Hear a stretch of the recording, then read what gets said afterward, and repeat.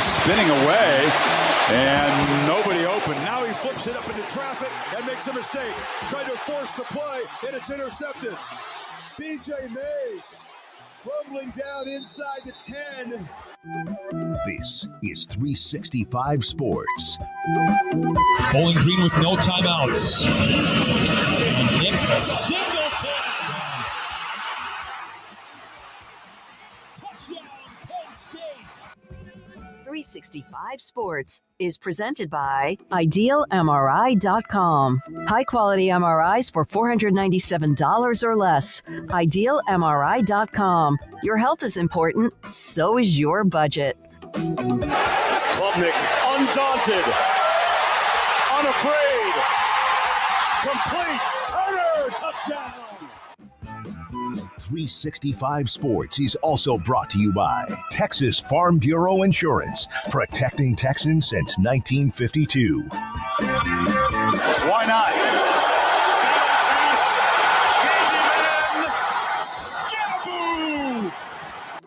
365 Sports is turbocharged by Unite Private Networks. Find out more at uniteprivatenetworks.com. Jennings on the play fake, slides it upfield. Matthew Hickner off to the races. Hickner at the 30, full speed, and the big tight end goes 75. It's a Pony Express. Now here's David Smoak, Paul Catalina, and Craig Smoak. All right, here we go as the Big 12 baseball tournament is churning up in Arlington. We'll update you on that in just a moment. A few other stories, another list of course, a lot of the networks and online websites, and including us. Paul's got a list of the best ACC Big 12 matchups if they ever did any kind of a scheduling deal, at least the first year. A lot to get to. A couple of the nuggets about the House versus NCAA settlement with some interesting quotes. Craig Smoak and Paul Catalina join me. Craig to my right, Paul to my left, and then Emery Winter, Garrett Ross, and Andrew Valade all are a part of making this go, the engine that could. We appreciate your time. Please hit the like or subscribe button if you haven't already. So, baseball update. Cincinnati in the 8th now, leading Texas Tech 6-3, opening game of the Big 12 tournament for each of those teams. Earlier, BYU beating Arizona State in a shutout. First time the Sun Devils have been shut out, 2-0. That was the first game. And now Cincinnati trying to move into the next part of the bracket, and Tech would move into the losers side, the losing side of the bracket, or in the double elimination. Tonight, Baylor, or this afternoon, Baylor, Oklahoma State, Houston, and Kansas State. So there we are with the tournament, at least for one more year in Arlington, inside that gorgeous stadium up north. Yeah, Tech is that's the biggest surprise to me, that they've fallen on hard times baseball-wise this season. And the Big 12, the other thing that's a surprise to me is, and then granted, look, the SEC is just a wash in baseball money. They've been ahead of the curve for a long time, spending money more than everybody else did. And, programs that use state scholarship programs to offset, the old rules of the 11.7 scholarships. But the fact that the Big 12, even without Texas and Oklahoma, it just does not have that big of a baseball footprint right now. Kind of surprises me just because of the region we're in, and baseball is a pretty big deal here, in this area of the country. And Texas Tech has had their moments over the years. KU sure. has gotten to be pretty good. K-State, of course. Oklahoma State for the longest time, back even in the days, remember, of Pete Incaviglia and Traber and company, being a part of those schools. So we have that in the Big 12. Also, this note, remember Grant McCaslin really a couple of days ago got a new deal for Texas Tech, or at Texas Tech. Kelvin Sampson has signed a contract, a 4-year extension that would keep him in Houston through the 28-29 season. He said he doesn't like to mess with comfortable. He doesn't ever want to be comfortable when it comes to pushing his team or what they want to do as a program. But you don't mess where he is. He said he doesn't have any plans on leaving Houston. Never thought he did. He's got a new 4-year deal. Yeah, I thought that was. I thought it was a little bit longer than I thought he was going to coach. But he's still spry.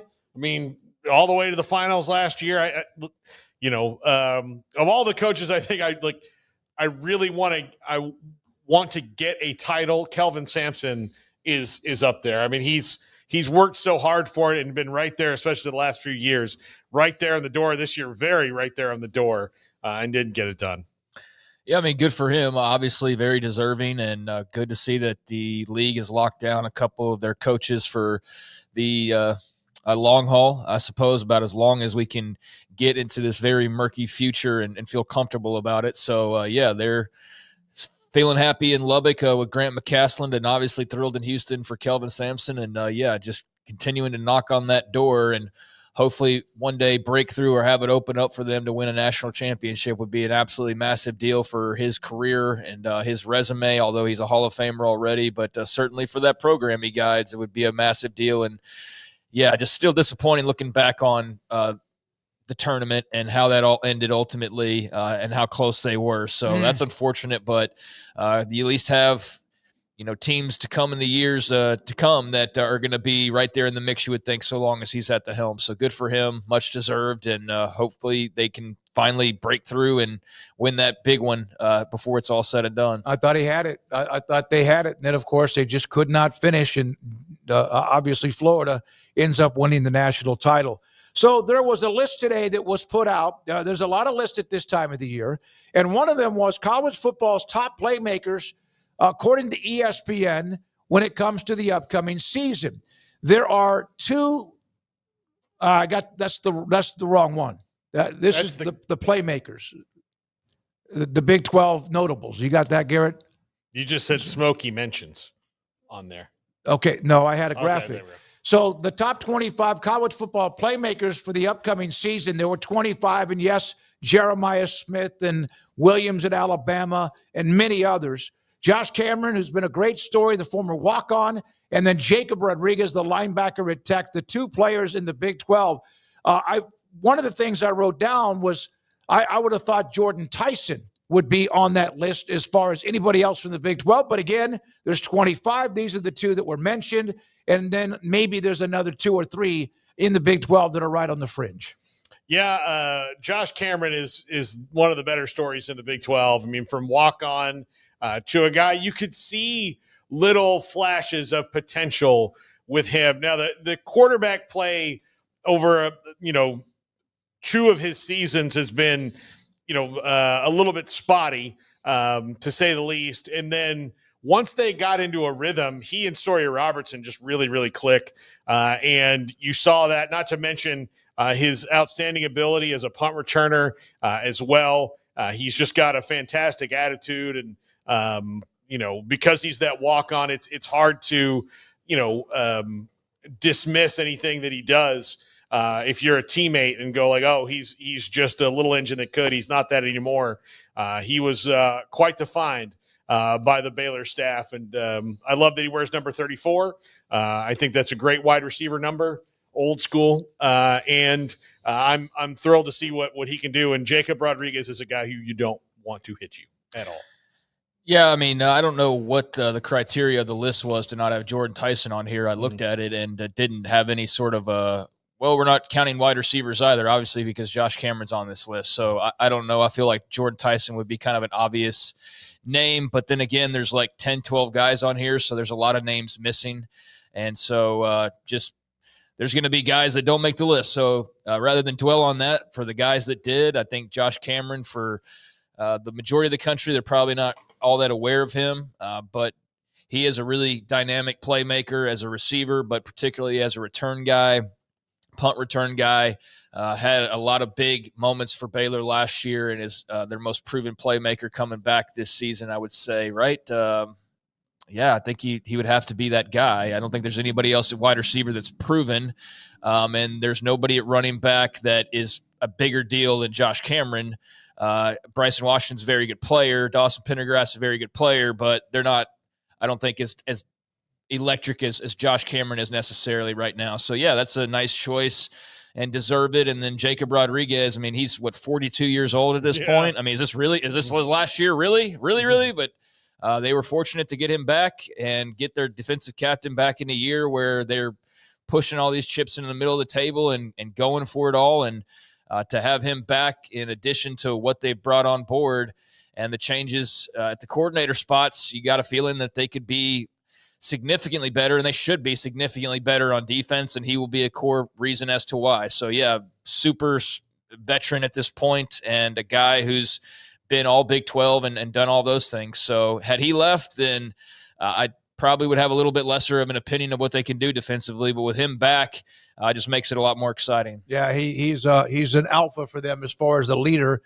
There were other names, a couple other just to throw out there. Anthony Hill. These were playmakers, non-quarterbacks. They don't have to be like receivers and running backs, although there were a lot of them. But Anthony Hill at Texas, Le'Veon Moss at A&M were a couple of the names. Caleb Downs, Ohio State, he was a part of it too. Those were just some of the names on the list.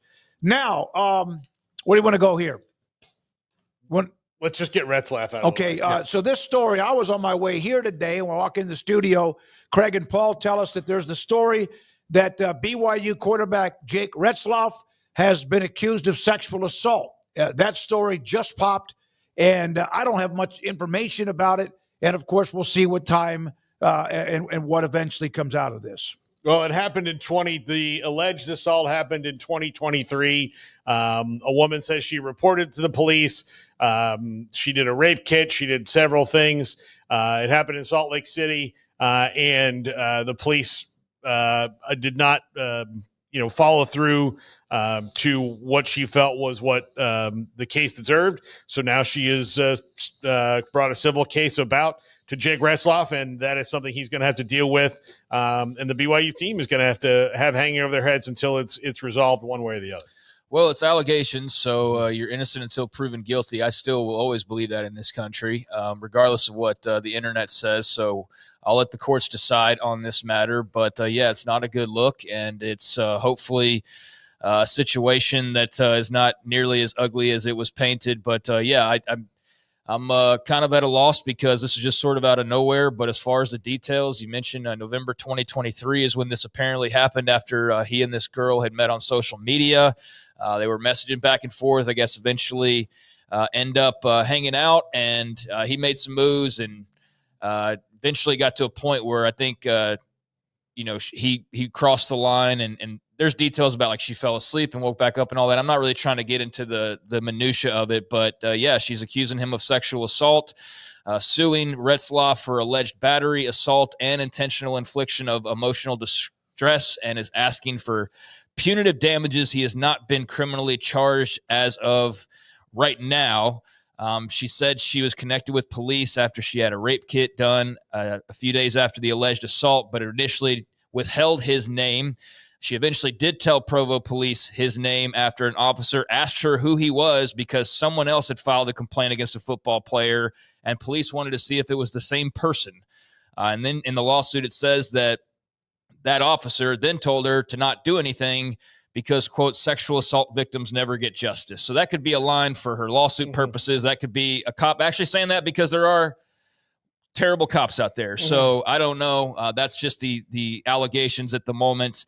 They were hanging out, fooled around a little bit, and then she said, like, kind of don't want to do anything more. And then he later on, I guess, pressed it and pushed past that line according to her allegations. So, there is that out there now. And obviously it's been a really fun story, him going to BYU and becoming the starting quarterback last year and being a great player. We've heard really good things about him, but this is something that's not a good look, and we'll have to get cleared up through lawyers and the court system potentially, and so we'll see where that takes us. No matter what is the truth, and that's what you hope you can get to, it's going to hang over the program. It will between now and media days or whatever else. You hope that you get to the truth here. I'm not sure exactly what the truth is because we don't know. Only maybe two people know.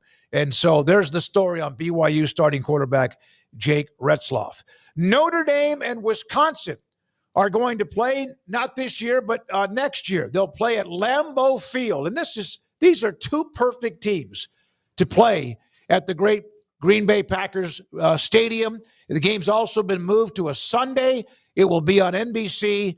And Notre Dame and Wisconsin will open up. They've played before. They now play in 26 at Lambeau Field. Yeah, this will, I know a lot of people would look at this and say this will be a Wisconsin home crowd. I think this would be a split.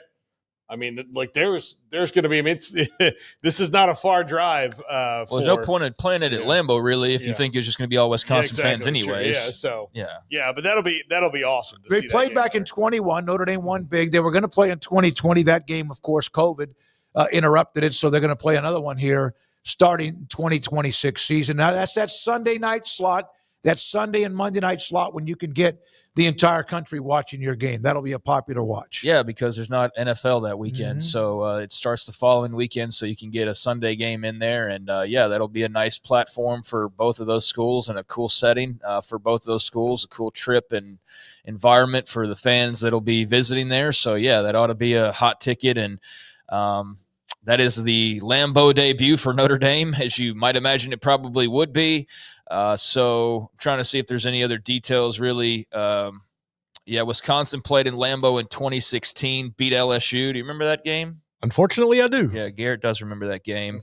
But prior to that, according to ESPN, Lambeau hadn't hosted a college game since St. Norbert and Fordham in 1983. So LSU and Wisconsin went and played there in 2016, and now we'll get Notre Dame, Wisconsin at Lambeau. So that's cool. I mean, I'm not for a lot of the neutral site NFL stadiums, but Lambeau's at least unique. I'm more against like they all look the same Mercedes-Benz in Atlanta and Vegas and AT&T and all those indoor stadiums. Like SoFi is unique and cool out in LA. The sort of indoor outdoor, and it's just a little bit different looking, but a lot of them can also sort of blend together, and this one definitely doesn't. This is very unique, outdoors, all that, so that'll be pretty cool. All right, also a note, we know that the Texas-Ohio State game was going to be on Fox, and Fox, the big noon kickoff, etc. Brett McMurphy, good friend of the show, he said that obviously Lee Corso's last headgear game will be the 30th, Alabama, Florida State, his alma mater. He said Corso should dress as Chief Osceola. Same thing. Throw a flaming spear on the college game day desk for his final pick and then ride a renegade off into the sunset. I am all for that. I also think that FSU should wear throwback uniforms to when Corso played there that day. I don't know if they'll do that. I think that all year long they should have a Corso sticker on their helmet. Honoring someone who has brought so much positive attention to their football program and the university because he is an alum. And I also think that there should be a statue of him somewhere on the grounds of the stadium because he did a lot of game days there. I mean, back in the day, that was like, they knew which hotel. Like, I like room, 262 at the DoubleTree. Like they were there all the time. Lee is synonymous with the university, so I would love to see that. And I will settle for just the throwback uniforms. That would be awesome to me. Well, I think Brett's got great ambitions in terms of what they could do, but, man, you're going to need a Hollywood production because, he's not getting up on a horse very easily and all of that. Like, that's probably not going to be all that doable. You're going to have like some smoke and mirrors of like, hey, look over here while 5 people help Lee get up on Renegade, and all of that. But no, I mean, it's fun imagination. If he could pull all that off, that would be quite dramatic. But I mean, just simply the best choice. I saw, what was the other option? Clemson, LSU. And there's actually people, and I get at least having the conversation, but Clemson, LSU is a better game. It's like, that's not the point. And by the way, FSU Bama's a pretty damn big game. What do you like? Clemson LSU is not just by default a massive game in comparison. It's a big game, and so is this. Like, I know FSU wasn't good last year. 2 years ago, they were really good. So I don't know. Maybe that's just social media or something, and people forget very quickly. But there's really not even a debate here about what he should do. The only debate was when Texas-Ohio State was still available because that's clearly like the premier game. Yeah. But this is right there. I mean, so I found that just kind of strange, and I don't know if it's just trying to be contrarian for the sake of it or not, but this is the easy choice, and this is absolutely where he should be. And quite frankly, even if Big Noon didn't take Texas-Ohio State, I still think this is where he should be for his last game. So, this is what was meant to happen, and this is a perfect way to send him off. You wonder when he decided and others decided it was time for him to do one more, if the fact that if this game was not the first weekend, let's just say they were playing South Carolina, would they do it? I don't know. I mean, fortunately, South Carolina is good, but it's not Bama. But yeah, I don't know. And this look, it worked out. It did. I'm glad it did. Now, look, if this was 2024 and FSU was coming off that, it would have been no brainer. Like, hey, look, they were 13-1 a year ago. I'm sorry, 13-0. I don't acknowledge that the Orange Bowl exists. They lost. They didn't lose the Orange Bowl. They lost to the College Football Playoff Committee. Yeah, exactly. That was their one loss. That was their one there. But yeah, so that. But yeah, I would love to see. I would love to see, and I know that they'll do something. But I would love to see the entire weekend be about Lee Corso. By the way, Alabama has never lost to Florida State. They had a tie. The last time they played was 2017. They're 3-0 with one tie in that series. It's a great series if they played more, but they will play, and Lee Corso and game day will be there at the end of August. Actually, one of Nick Saban's first wins as the coach at Bama. Remember that first year? Did they lose to UL Monroe? Mm-hmm. Was it University of Louisiana Monroe, I think, that beat them in his first year? Also, this note. This is a list. Again, this is another one of these lists. The best college football coaches since 2000. At the top, there is no doubt who it is. Urban Meyer, Pete Carroll, Kirby Smart, Dabo Swinney. The only coaches on that list, and where is Dabo? Dabo's fifth. He and Saban are the only ones on that list that have won multiple, correct, national titles since 2000. Urban Meyer. Oh, that's right. Urban Meyer did it. He won. I mean, I respect you trying to put him out of your memory. I do every day. And you said who? Who all on that list did you say? Multiple national titles? Meyer and Saban. I thought when I first saw that list, I thought it would be Dabo Swinney. Kirby's got two of them. Yeah, there's another one. Yeah. That's interesting. Only two coaches. Oh, I'm sorry. I read it wrong. Two coaches have won a national championship at multiple schools, Nick Saban and Urban Meyer. That's what the part was, with Meyer winning at LSU and then again at Florida. And Ohio State too, right? Yep. So he won it at Florida and Ohio State, Saban at LSU, and also at Alabama. Sorry, guys. Yeah. Mistakes happen. You don't know. It's that. Well, I mean, you can tell us anytime. We'll help you. All right. Work it out. But yeah, I have no problem with the rankings on this list at all. Bob Stoops is at number 6. All he did was win all the time. Obviously the postseason got him later in his career. Jim Tressel, people forget about Jim Tressel because Urban Meyer came and won the national title and then brought so much more attention onto Ohio State.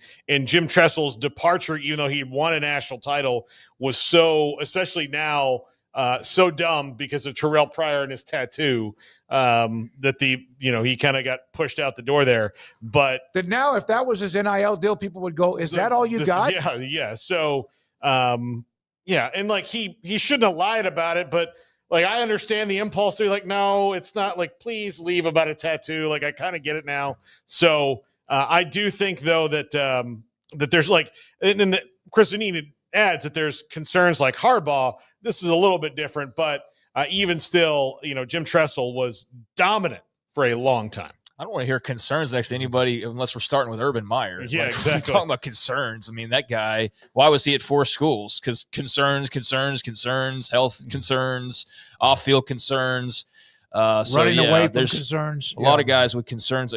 Extramarital concerns, all sorts of things. So, I mean, number one's the easiest choice to make. Beyond that, I mean, everybody's going to have their different flavors and who they prefer. But I think, Urban Meyer, not taking into account all of the messiness, he's still a great coach and probably could have another couple more titles if not for all the messiness and his health issues and to what extent those were actually also keeping him out. So there's no denying that. And Pete Carroll, would love to have seen what he could have done if he had stuck around the college game more. Like, what's USC's path actually look like if he hadn't have left? And then they're kind of wandering in the forest and then eventually landing in this era with Lincoln Riley that's not been at all what they probably were hoping for outside of Caleb Williams winning a Heisman. But I mean, there's so many different directions you can take this. But, good to see my guy Stoops on there. I just, the only caveat with him is he should have had more than one title. I mean, they played for a handful of national titles, and he only won it that one single time. And that was, if there's like a black mark on his legacy, it's way better to have one than none. Like, if he would have had none, then that would have really been, I mean, he'd be below Mac Brown on this list because Mac has one. So that keeps him above a lot of guys, but damn if he shouldn't have had 2 or 3. And unfortunately, he just ran into a buzzsaw like a USC, and he ran into the new era of the SEC where they were all becoming dominant all at the same time, and he lost to LSU, and he lost to Florida, and he lost, so yeah, that was unfortunate, but he got him there a bunch of times. I just wish he could have had more than the one. Craig, if we could invent a time machine and I could trade, if he could lose the one to FSU and then win the one against Florida, would that be acceptable to you? If I threw another one in there. Yeah, because he won the one when no one expected that I team actually to think be who they were. I would take that because, I mean, he won the one, but it was so early on that then all you were doing was chasing the second one. So if they had just built it up and then they win that Florida game, not only do they finally win one and it would have had a much better build up to it, it would have meant more, I think, because it wasn't like out of complete nowhere. Mm-hmm. And he would have like been digging to get to it, but also they would have beaten Urban Meyer and Tim Tebow and all of those guys, Aaron Hernandez and the Pouncey twins and Percy Harvin and all those guys. That's the team he ran into. So yeah, I'd much rather they'd have done it that way. Look, I mean, there are several factors that went into that. One, Oklahoma in 2000, every time some kind of retrospective comes on, I watch it, and I just kind of realized that was a team of destiny. Because if you think about, several of their games that year, they were dead to rights at different parts of it, and then they just made plays. Like, I'll give you the A&M game that they played when they were College Station. They were down. A&M had the running back, if people remember, Jamar Toombs. Yep. They got the ball first and goal at the 3-yard line and threw 4 passes, and they didn't give the ball to Jamar Toombs because the way that offense worked frightened R.C. Slocum so much that he was trying to pull one over on him. And then they had that. Rocky Kalmus made a big pick in that game. And then with the national championship game, Florida State was down his number 1 wide receiver, Stu Minnis, because he didn't. Oh, here we go. He didn't go to his final. Linebacker's tummy hurt. He didn't go to his final. The other thing I think is much bigger is that Mark Richt had been hired as the coach at Georgia and was not there calling the plays that day, or he had just showed up to call the plays and hadn't been there in bowl preparation. Jeff Bowden was the one who ran them through it, and then we went through 4 years or so of Jeff Bowden running the offense into the rocks, and that should have been an indicator of what was to come. And so those factors worked out. Oklahoma dominated FSU all over the field, and FSU had no playmakers to go do something crazy. That's what they needed was, hey, we can't get anything done, but we need a guy to go do something crazy. And they didn't have him because Snoop was gone. You get that out of your system? Well, I'm not taking away from Oklahoma. No, I'm not saying you are. But in the team of destiny thing, to beat teams of destiny, you need superb athletes who do crazy things. They didn't have that day. Yeah, I would say, I think in hindsight being 2020, you'd rather have had a build up and beat that heralded Florida team, but at the same time, there is something special about something coming out of complete nowhere and blessing your life like a natty in year 2, especially when you were wandering through the forest lost after John Blake and Schnellenberger and just on it. Who was before that? Was it Gibbs? Gibbs. I was going to say, Gibbs. He was okay, that. but you could see him slipping. Yeah. Basically the 90s were a wash up until Stoops came arriving in 99. And so there's probably an element of people that even if you play the what if game would say, no, I'd still take that year 2 because it was just so, crazy and fun and dramatic and out of nowhere. But yeah, to have the buildup, I think would have probably been more satisfying knowing how the Bob Stoops story ended with nothing after that 2000 national championship. Well, at least he got it because if he wouldn't have won that one, maybe he goes like Bobby Bowden and Tom Osborne for years and years and years knocking on the door. And finally, they broke through to win a couple of them, and Osborne ended up winning 3. Well, let's look at there's one name on this list, Les Miles. He was 31-39 at Oklahoma State, 28-21, 3-18 at KU, and of course things ended badly. He did win the national title at LSU, and then had the unbeaten team who beat Alabama, then had to play him again in the national championship game and lost. He had a great run. Is he a part of this list? Is that where he needs to be?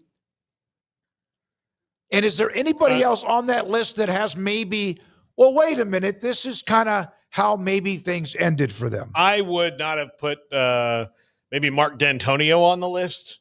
Although he was good. I don't know if he's better than some of the other ones that are on the list. He always looked like he was having gas. Yeah, probably because he was always kind of having a bad day. That's how you want people to remember. Like, hey, you remember Martin? Yeah, remember he looks like the guy who always had gas. That's what I want. I also bring him up because remember he was at Cincinnati prior to being at Michigan State. Kyle Whittingham was on that list. Another player, Brian Kelly, former Cincinnati before he went to Notre Dame and LSU. Cincinnati had a string of really good coaches, and the latest one is off at Wisconsin now, and he's the number one guy on the hot seat according to the coaches.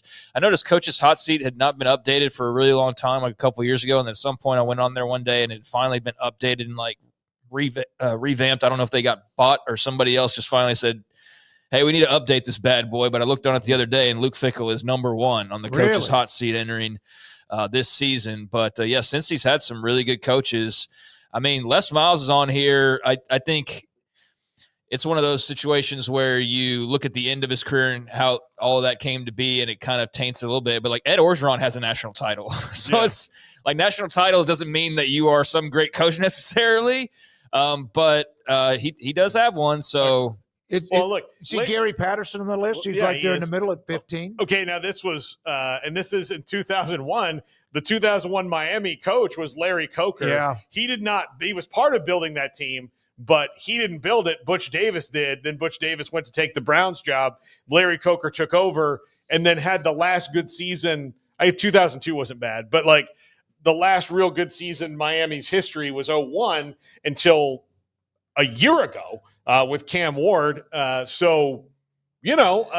think Beamer should be higher. The role and impact he had. But again, most of Beamer's stuff came before the 2000s. Yeah, no, you're right. Really. Absolutely. So most of Beamer's things. So if you're talking about before 2000, then Beamer's got to be kind of Snyder off the list. Snyder is on the list. He's 23. Now he built again K-State. A lot of it before. Yeah, but the thing about Kansas State, the mid 90s is when they started to turn the corner. 98 was a great year, right? A lot of it's good, but 98 was the year that they had the national championship locked into play, and they lost to A&M in the Big 12 championship game. But I would have still, despite some of that success in the 90s, put him a lot higher. But there's Mike Leach at 25, and the greatness of the late Mike Leach with those three schools. He coached Washington State, Mississippi State, and Texas Tech. You would put Snyder. I'd put him up. I'd put Snyder higher. I think he deserves to be above some of the. I think he's in the top 10 as far as I'm concerned. I don't know about that, but I mean, he definitely deserves to be, I think, higher on this list, and perhaps even over some guys who have won some national championships. There's not many. But I'm looking at Les Miles, and I'm going, I think Bill Snyder is a better coach than he was, so I'd have him above him. I would also have Mike Gundy on this list. Barry Crawford, very fair, 658 win percentage, 18 consecutive bowl games, 12 wins in those bowl games, outright championships a couple of times in the Big 12, played for a couple more. His name, maybe that's recency bias with that and that can happen. I think it's a lack of hardware for Mike Gundy. That's what it is. He just doesn't have championships. He does. As good and steady and consistent as they've been, they're like the team has been, hey, we won, and this is just off the top of my head, but this is what it feels like at least. It's like, hey, they've won 10 games 20 times, and they have like a Big 12 South championship. And that's it. You know what I mean? Like that's kind of how it feels with Oklahoma State. And you just feel like there should be more there than there is, than just a Big 12 title, The old Garrett, you got something? I was going to say, if Mark Richt's on here, you should put Gundy because they're exactly the same person. Yeah, that's very fair. Let's see. Old Barn Cat, go K-State. When you were bringing up those Oklahoma teams that got so deep, please don't forget the 2003 Big 12 championship game. Was that the Darren Sproles game? Yeah. When it was foggy or whatever it was. That's why making I up said stuff. 03. That never happened. We're about to ban the Old Barn Cat, go K-State from this. No, I don't know what you're talking about. Just making up stuff in chat. I don't know. So that was like 38-9 or some crazy score. So I was in Philadelphia doing stand-up at a competition, and that game was on during my set. And so I went in. I thought I did really well. I wound up coming in fifth. well, there's a lot of comedians, but still, I went out and it was 30 to 6 or something like that. And I thought, what happened while I was on stage? Like, I did 15 minutes. I was like, how did this get so crazy? And like, I remember sitting in the bar watching it, and I was like, man, Kansas State's playing their ass off today. They got a lead. Eventually, Stoops and co will, fire this thing up. I go and do my set and talk to a couple of the other comedians, watched the eventual winner, who's Josh Blue. If you've ever seen him, he's fantastic. And then I walk back in. It's like 30 minutes. It was after halftime, and the game was all but over in the middle of the third quarter. And I thought, holy crap. They scored 35 unanswered points after Oklahoma took the lead early. Yeah, that was a brutal year. I mean, they were one of the top teams in the country, and then just completely flamed out at the end, got demolished in this fantasy game y'all are bringing up. Theoretically, y'all had that game, but then I think that's when the SEC really started, not historically by any means, but this stretch of them being able to actually back up what they're saying. LSU wins that title unexpectedly, and then you start this whole shebang of here comes Urban and the Gators, and here comes Saban and the Crimson Tide, and then you're going to have Georgia pop in eventually, and you're going to have Auburn in there at some point, and you're going to, all these teams. But that LSU team, now, for one, they were playing in New Orleans, so that definitely didn't help matters for Oklahoma. But, I mean, given they had come off this hypothetical blowout loss in the Big 12 championship game, then to turn around and lose that natty as well in a game where they just couldn't score. It was just this low-scoring game. You thought Oklahoma back then especially could score 2-3 touchdowns, and that would have won the game. But they couldn't score, and, that was one of those national championship losses that Stoops had that you're just like, damn, man. Just the one, and that's when it's you start looking, and that's the one that set it all off in a variety of different directions. Yeah, then USC started their run. Then of course it was Texas, and then like you said, everybody.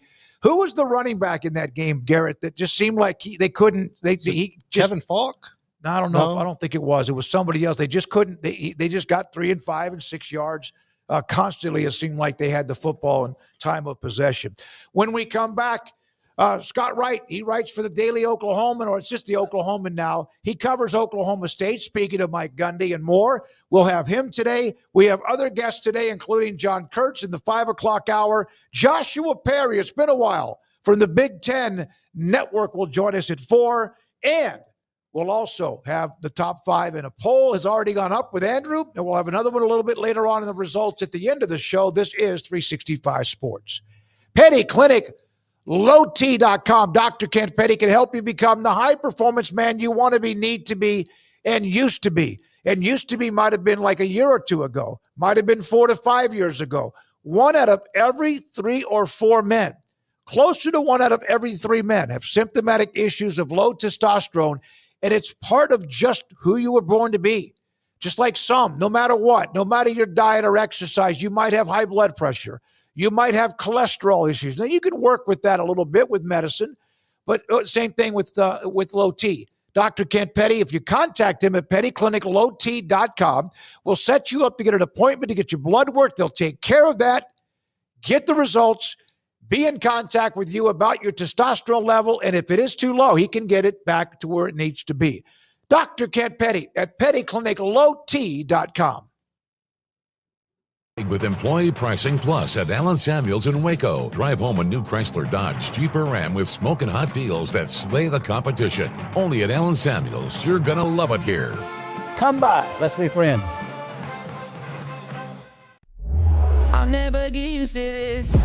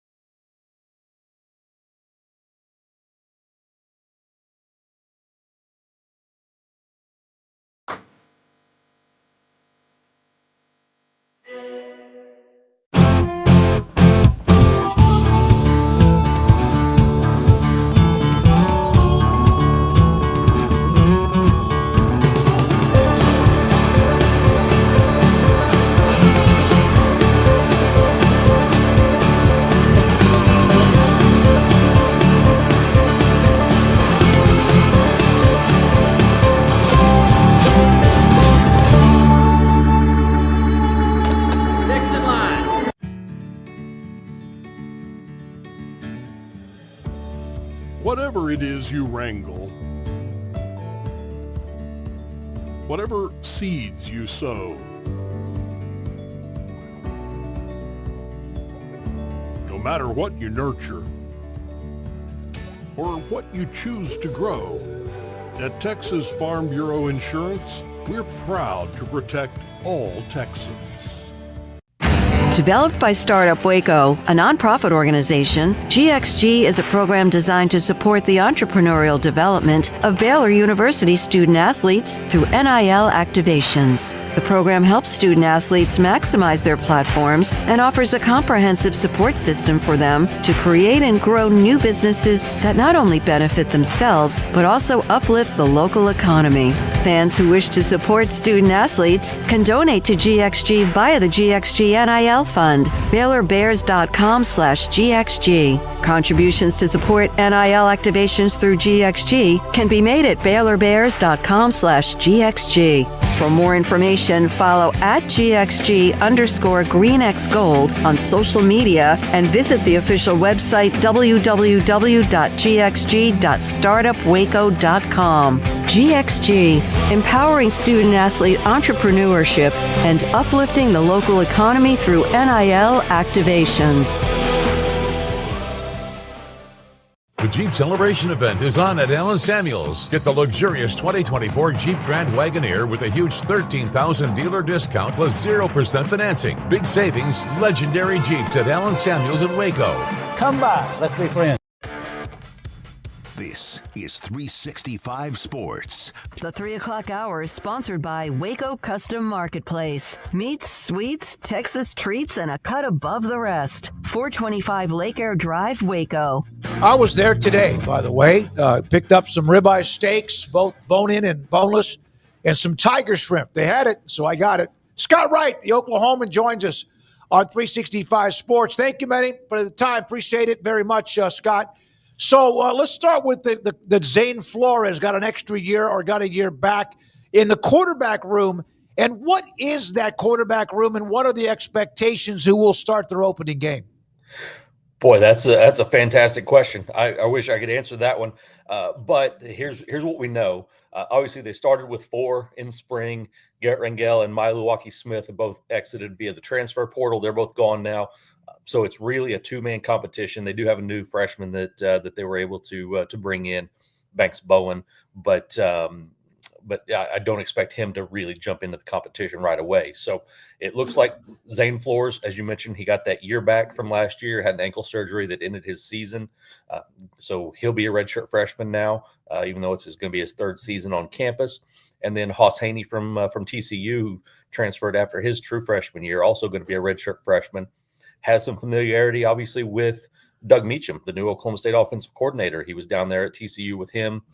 Meacham was very highly involved in Hoss's recruiting, so they have a good relationship that'll probably help him out in some aspect during this quarterback competition. But it's going to be a 2-man race, and listen, you don't put anything past Mike Gundy. If there's a chance for him to play both of these guys, he's going to find a way to do it. And at least it makes sense this time. You know, a couple of years ago, he had that 3-man quarterback rotation where it was basically all 3 guys were pretty much the same, and he was rotating them, every 4 or 5 series. Just a really odd deal to start that year. But this one, you can see where, maybe Flores is your better pocket passer type of guy, and Haney is the guy with the speed that can do some more things running the football. Maybe they find a way to use them both that way. I don't know. We'll find out. Scott, is there a different vibe around the program now, given the near explosion of the tension in the offseason about renegotiating the contract and what money goes where, and Mike Gundy was going to quit in 24 hours or be fired in 24 hours or whatever all that was? Does it feel different than walking in and Mike Gundy knowing that everything's going to be okay because he was locked in for life there? Yeah, it totally changed the vibe around the program, I think. And, it was maybe a good distraction from the way the season ended, because rather than all the attention being on the players and obviously the new coaching staff, he remade the entire staff, and that just gave the whole program a really fresh feel. It's rare. I haven't actually found an instance where a head coach has been kept but had to hire entirely new offensive and defensive staffs, both coordinators and then all the way down. The only guys that stuck around were some analysts and some special teams coaches. So it was a really weird offseason, but it absolutely did, between the new coaches and Gundy getting all of his contract stuff worked out, and then a really heavy influx, 40 guys. By the time we get to August, it'll be 40 guys, if not more, new guys in through the portal. So that changes the vibe around your program really quickly when you bring in that many new faces that are that last year's 3-9 doesn't mean anything to them. No, not losing or not winning a Big 12 game, they don't know what that felt like. So it's really helped to regenerate a good attitude around Stillwater. Does Gundy come across as different at all, or is he just the same old guy? Just wondered, like, maybe a little bit humbled, maybe the power dynamics a little bit different, or is he just the same old Mike Gundy? Spring, he is always very relaxed. We'll see when things get a little bit more tense closer to the season to know that for sure. Spring, he's always very relaxed and chatting with us. And, he brought back a spring game. He had gotten rid of spring games a few years ago and brought them back right at the time when everybody else is trying to get rid of them. So it was you never know what to expect with this guy. He's a blast to cover. It can be a challenge at times, but he's a lot of fun because you just never know what you're going to get out of him. And we'll see what he's like in July at Big 12 Media Days, how his attitude is different there. When it's a lot more media than just the local folks coming up to Stillwater and hanging out with him before a spring practice. So it's hard to project with him. It's very difficult for him to be really noticeably humble. You can catch glimpses of it from time to time, but overall, the majority of the time, he is who he is, and we'll see if that really changes. So, Scott, you've mentioned expectations and things like that. Last year, everybody was coming back. The expectations were Big 12 championship, and that obviously didn't work out. Now this year, everybody's new, it feels like, right? It's almost the opposite. We have Oklahoma State fans that chime in, and sometimes they're like, hey, Oklahoma State needs to be mentioned for this, or they need to be mentioned for that. But, like, what is the expectation around there right now? Like, what is the thought about what next year holds or needs to hold and all that goes along with that? Like I said, the attitude is much better. But attitude's not going to win you any Big 12 games. So we're going to have to see what these guys can actually do on the field. You look at the guys that they brought in from the transfer portal. A lot of these, out of those 40 guys, vast majority of those guys are going to be in the 2 deep. So it's hard to know what they're going to look like on the field. It's really hard to project. I saw some of the early over-unders. I think had Oklahoma State at 5.5 wins for the season. That feels about right as far as what I could project right now. They got a middle linebacker that they really like in Brandon Rawls, but he's coming from Saginaw Valley State. I don't know if he's going to be able to produce at the Big 12 level the way that he was there. So certainly not the numbers, but can he hold his own? It looks like it, but we'll see when he gets on the field against some real competition. You got other guys that were highly recruited, and big time recruits at the other places they've been, but maybe things didn't work out for some reason. A guy like Caleb Hicks, who was a 4-star running back recruit out of Denton, went to OU and never really got on the field much over 2 seasons, but he looked fantastic in spring for the Cowboys. So there's just so many questions about this team that it's really hard to pinpoint what type of program they're going to have, and especially when you don't know what the quarterback situation is going to look like.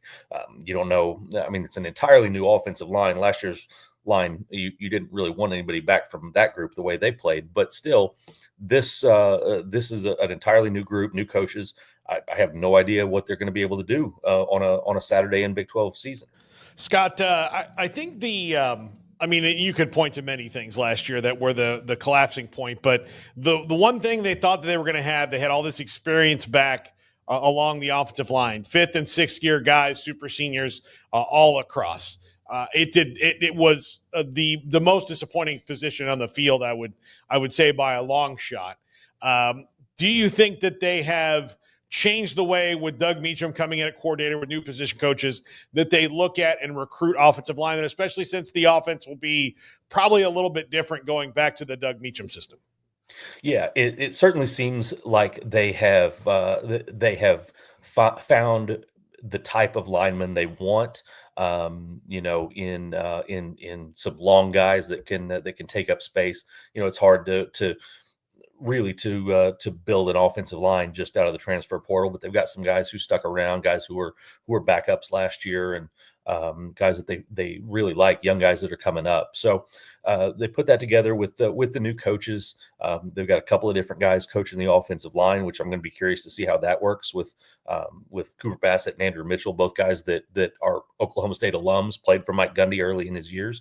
So going to be curious to see what that system looks like. But they like the guys that they're bringing in. They've added a couple of more in the spring portal period here that they'll get in this summer. So I definitely think it's going to have a different feel up there. Things had gotten a little bit stagnant with Charlie Dickey, and had all of those veterans around that had been there for years, but it felt like new guys weren't really getting the chance to break in, even if it felt like maybe some of the veterans were struggling a little bit and might have benefited from a change. So we'll see what they're able to do up there, but a lot of new faces and a lot of excitement about what the new coaches are bringing in up there. Got a note in the chat room, Barry Crawford, and you've touched on this a little bit. They had 8 players to the NFL and graduated a large senior class, a quarterback that really hasn't taken a snap in a college game. That's a chunk right there, isn't it? That's the unknown, and maybe that's also refreshing. That also off 3-9, all that team. And maybe that's good because they got rid of some of whatever was the problem at 3-9, other than just having a bad year. Yeah, exactly. I mean, you would love to have a more experienced quarterback to be able to rely on. Flores has never been in a game. Hoss Haney, I think played 30 snaps or something, ran the ball a bunch, never threw a pass in the 4 games that he appeared in, ran it like 15 times, I think, and handed it off a bunch. So you don't have a guy on the roster who's thrown a pass in a college game. You're losing a running back who won the Doak Walker Award 2 years ago, and obviously last year didn't go the way he wanted, but still, Doak Walker Award, NFL draft pick.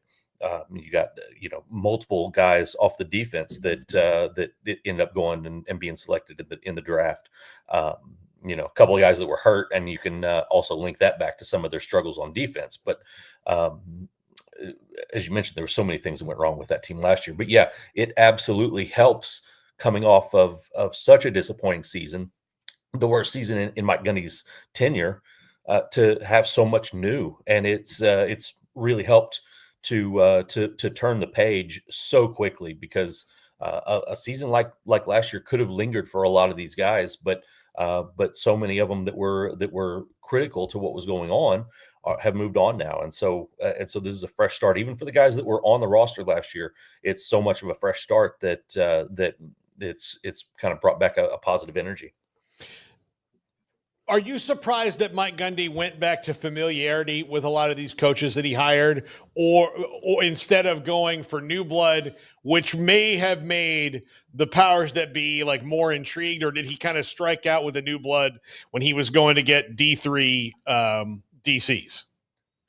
Well, there's a little bit of that was lingering, and he didn't really want to go super young or super inexperienced. Now, that said, I did not expect him to get somebody older than him, which is what he got in Doug Meacham, who's just barely older than him, but still, Meacham is 60 now. Todd Grantham is in his late 50s on the defensive side. So I didn't expect him to go that route.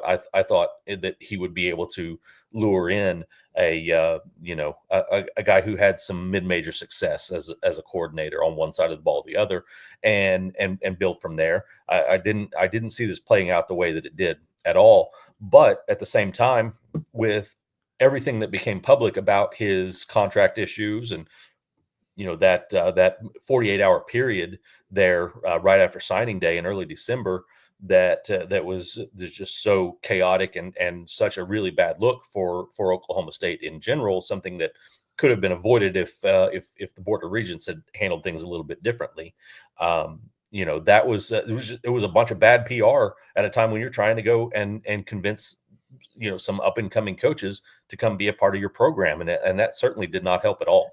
Yeah, Haney had 15 carries, but did not attempt to pass at TCU. That's intriguing. Well, I'll tell you this. There's a lot of questions, Scott, but it just sounds refreshed, though, up there, and it sounds like there's an excitement even with the unknown. So that's good to look forward to instead of just a slog of an offseason of like, oh, there's optimism, I feel like, and a fresh blank sheet of paper to work with. Let's see where it goes, right?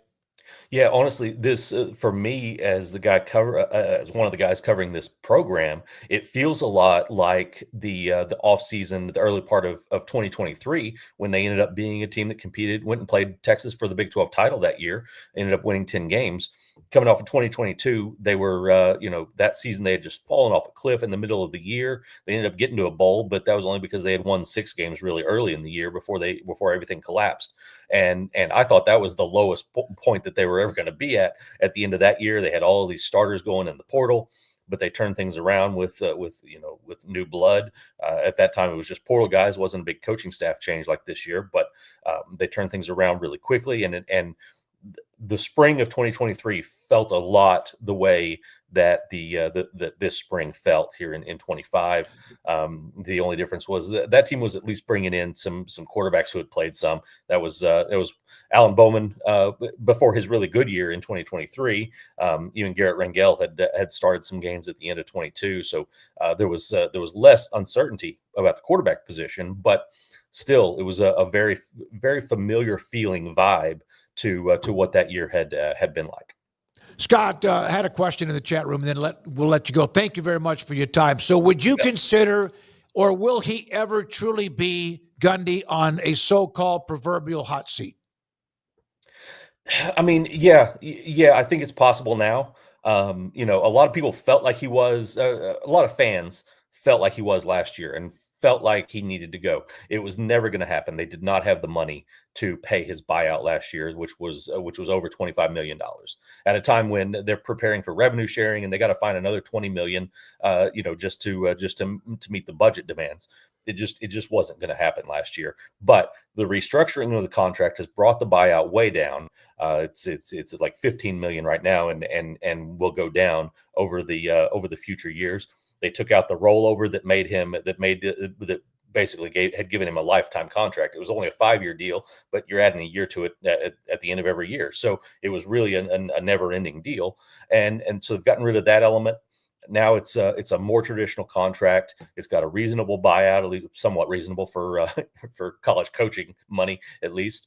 And so it's the school has a lot more power than they did, back last November when things were falling apart. So it's to the point now that they can at least have some standing at the table if it gets to that point, and Gunning really does have to consider the fact that they might be able to fire him. Now we'll see what he does and how much longer he wants to coach and all of those sorts of things, whether he tries to end it on his own terms or whatever. But the school has more power now than they have in several years if things go south again this season. Thank you, buddy. Good stuff, Scott. Scott Wright with the Oklahoman with us on Oklahoma State on 365 Sports. Yeah, a lot of good stuff there, and I feel like we kind of needed to check in Stillwater and get updated from the ground level there, rather than just what we've read over the last couple of months, and really get a feel for the people who got their boots on the ground and have been able to be around and kind of sense the emotions and, get the vibes actually there in person at practices and whatnot. So I don't know. It sounds like you shouldn't get your expectations too high if you're an Oklahoma State fan this season. But at the same time, you can get excited about there being a freshness there that maybe does lead to your expectations being exceeded. You're just not going to start off like last year thinking you're bound for the Big 12 title game, but you feel like, hey, we might be surprisingly good. We might be 4-game winners, but it's new, it's fresh, and it's going to be a big departure from last year, but that's not necessarily a bad thing based on what we pointed out. You had all those guys coming back, and look what it turned into. Ollie Gordon, Alan Bowman, all these guys. Now, I do think Martin and Oliver, those injuries early on, those did hurt, and that was pointed out during the season, but you go look, and those are their top 2 draft picks, are 2 guys that barely played for them last year. So that was another wrench thrown their way. But, yeah, that's a really intriguing and just hard team to peg because of all of the changeover. And in this era, doesn't mean you're going to be bad necessarily. So, yeah, that's good luck if you're a betting person. Good luck trying to peg the Cowboys, because I sure as hell don't know what to expect other than just a lot of newness for them. I did have one note on the Big 12 baseball tournament. The game's gone final. Cincinnati wins. They beat Texas Tech. So Cincinnati moves on to play West Virginia, the number 1 seeded West Virginia Mountaineers. And I was trying to get the final score in that game. 6-5. Yep. Cincinnati wins. So they move on to the next round. Texas Tech is done. And then BYU in the early game you mentioned, they beat Arizona State. So BYU, Arizona, Cincinnati, West Virginia, the 2 second-round games that are now locked in. And so they'll go to the second level of the games here in just a minute. Got Baylor, Oklahoma State actually coming up next. All right, when we come back, he's a part of the Big Ten Network, former Ohio State star Joshua Perry. He'll join us on just some off-season and leading into the summer and season for Big Ten football. This is 365 Sports. The Baylor Club. Here's what they have at the club table. This is what they call Appy Hour. This is appetizers if you want, entrees and desserts if you want, available on the app if you use that. The Baylor Club inside McLean Stadium, where we hosted our annual Academic All-Stars banquet a week ago today. They have salads, spring Caesar chicken and Cajun pasta salad, blackened ranch dip with the sides, Cajun vegetables, and Creole potatoes. Also, sausage and potato soup. Entrees include blackened chicken, shrimp Veracruz. Nice, tasty, with a little kick to it. Old-fashioned Cajun bread pudding, bananas Foster Station, and assorted mini desserts. The club table at the Baylor Club. You can go there and unwind the day. Also have meetings, banquets, dinners, events, speaking tours, etc. inside McLean Stadium, the Baylor Club. Tell them 365 Sports sent you inside off I-35 in Waco. Let Camille Johnson Realtors guide you seamlessly through the process of buying your dream home or selling your current one. Commercial, farm and ranch, or residential, Camille Johnson Realtors can smoothly and successfully lead you through any transaction. With a team of 28 experienced agents who are excited about serving you, Camille Johnson Realtors services the entire greater Waco area. If you're in the market to buy or sell, contact Camille Johnson Realtors, 104 Midway Center in Woodway, or find them online at www.camillejohnson.com. Camille Johnson Realtors, elegant, charming, warm. Welcome home. Pizza, burgers, and Bears football. There's no place around Waco that serves them all other than Bubba's 33. Come show your green and gold and enjoy some of Waco's best food and beverages while watching your favorite team, the Bears. When real Bears fans get hungry, Bubba's 33 is the #1 spot for ice-cold drinks, hand-stretched, stone-baked pizzas, and bacon-infused burgers. Join us for indoor or patio dining. Bubba's 33, Waco's restaurant and proud supporter of Baylor Bears football. Sick 'em, Bears. Don's Humidor, your home with a 48-foot walk-in humidor with the elite cigar brands from around the world, including the #1 cigar of the year, Aging Room Cuatro Nicaragua. Plus, they have the great brands like Macanudo and Artur Fuente, Rocky Patel, Aston, and so much more. CBD, great for sore muscles, aches and pains, sleep, Vita Dreams, and anxiety, mild depression, general health and wellness. Their staff very knowledgeable on the subject. Don's Humidor in the Townwest Shopping Center off Valley Mills in Waco. Ready to take your business to the next level? Carrion Solutions has got you covered. We deliver world-class IT consulting, including Quest On Demand and Migration Manager, M365 and Exchange migrations, Active Directory assessments, security hardening, and Windows Server upgrades. Our experts specialize in consulting, monitoring, support, and managed IT services. We promise vision, professionalism, and unbeatable value. Satisfaction guaranteed.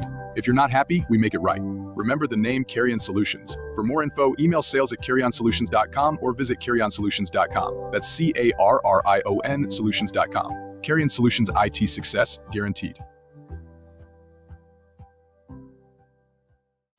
At Ideal MRI, we feel blessed to be part of the Waco community. We're a small family business here in Central Texas. At times like this, the cost of healthcare has never been more important. And unfortunately, significant illnesses and injuries still occur. And that's why Ideal MRI is open and here to serve you through this difficult time. So if you need an MRI, ask your doctor about Ideal MRI. You can schedule online in minutes at idealmri.com or call 833-IDEAL-MRI.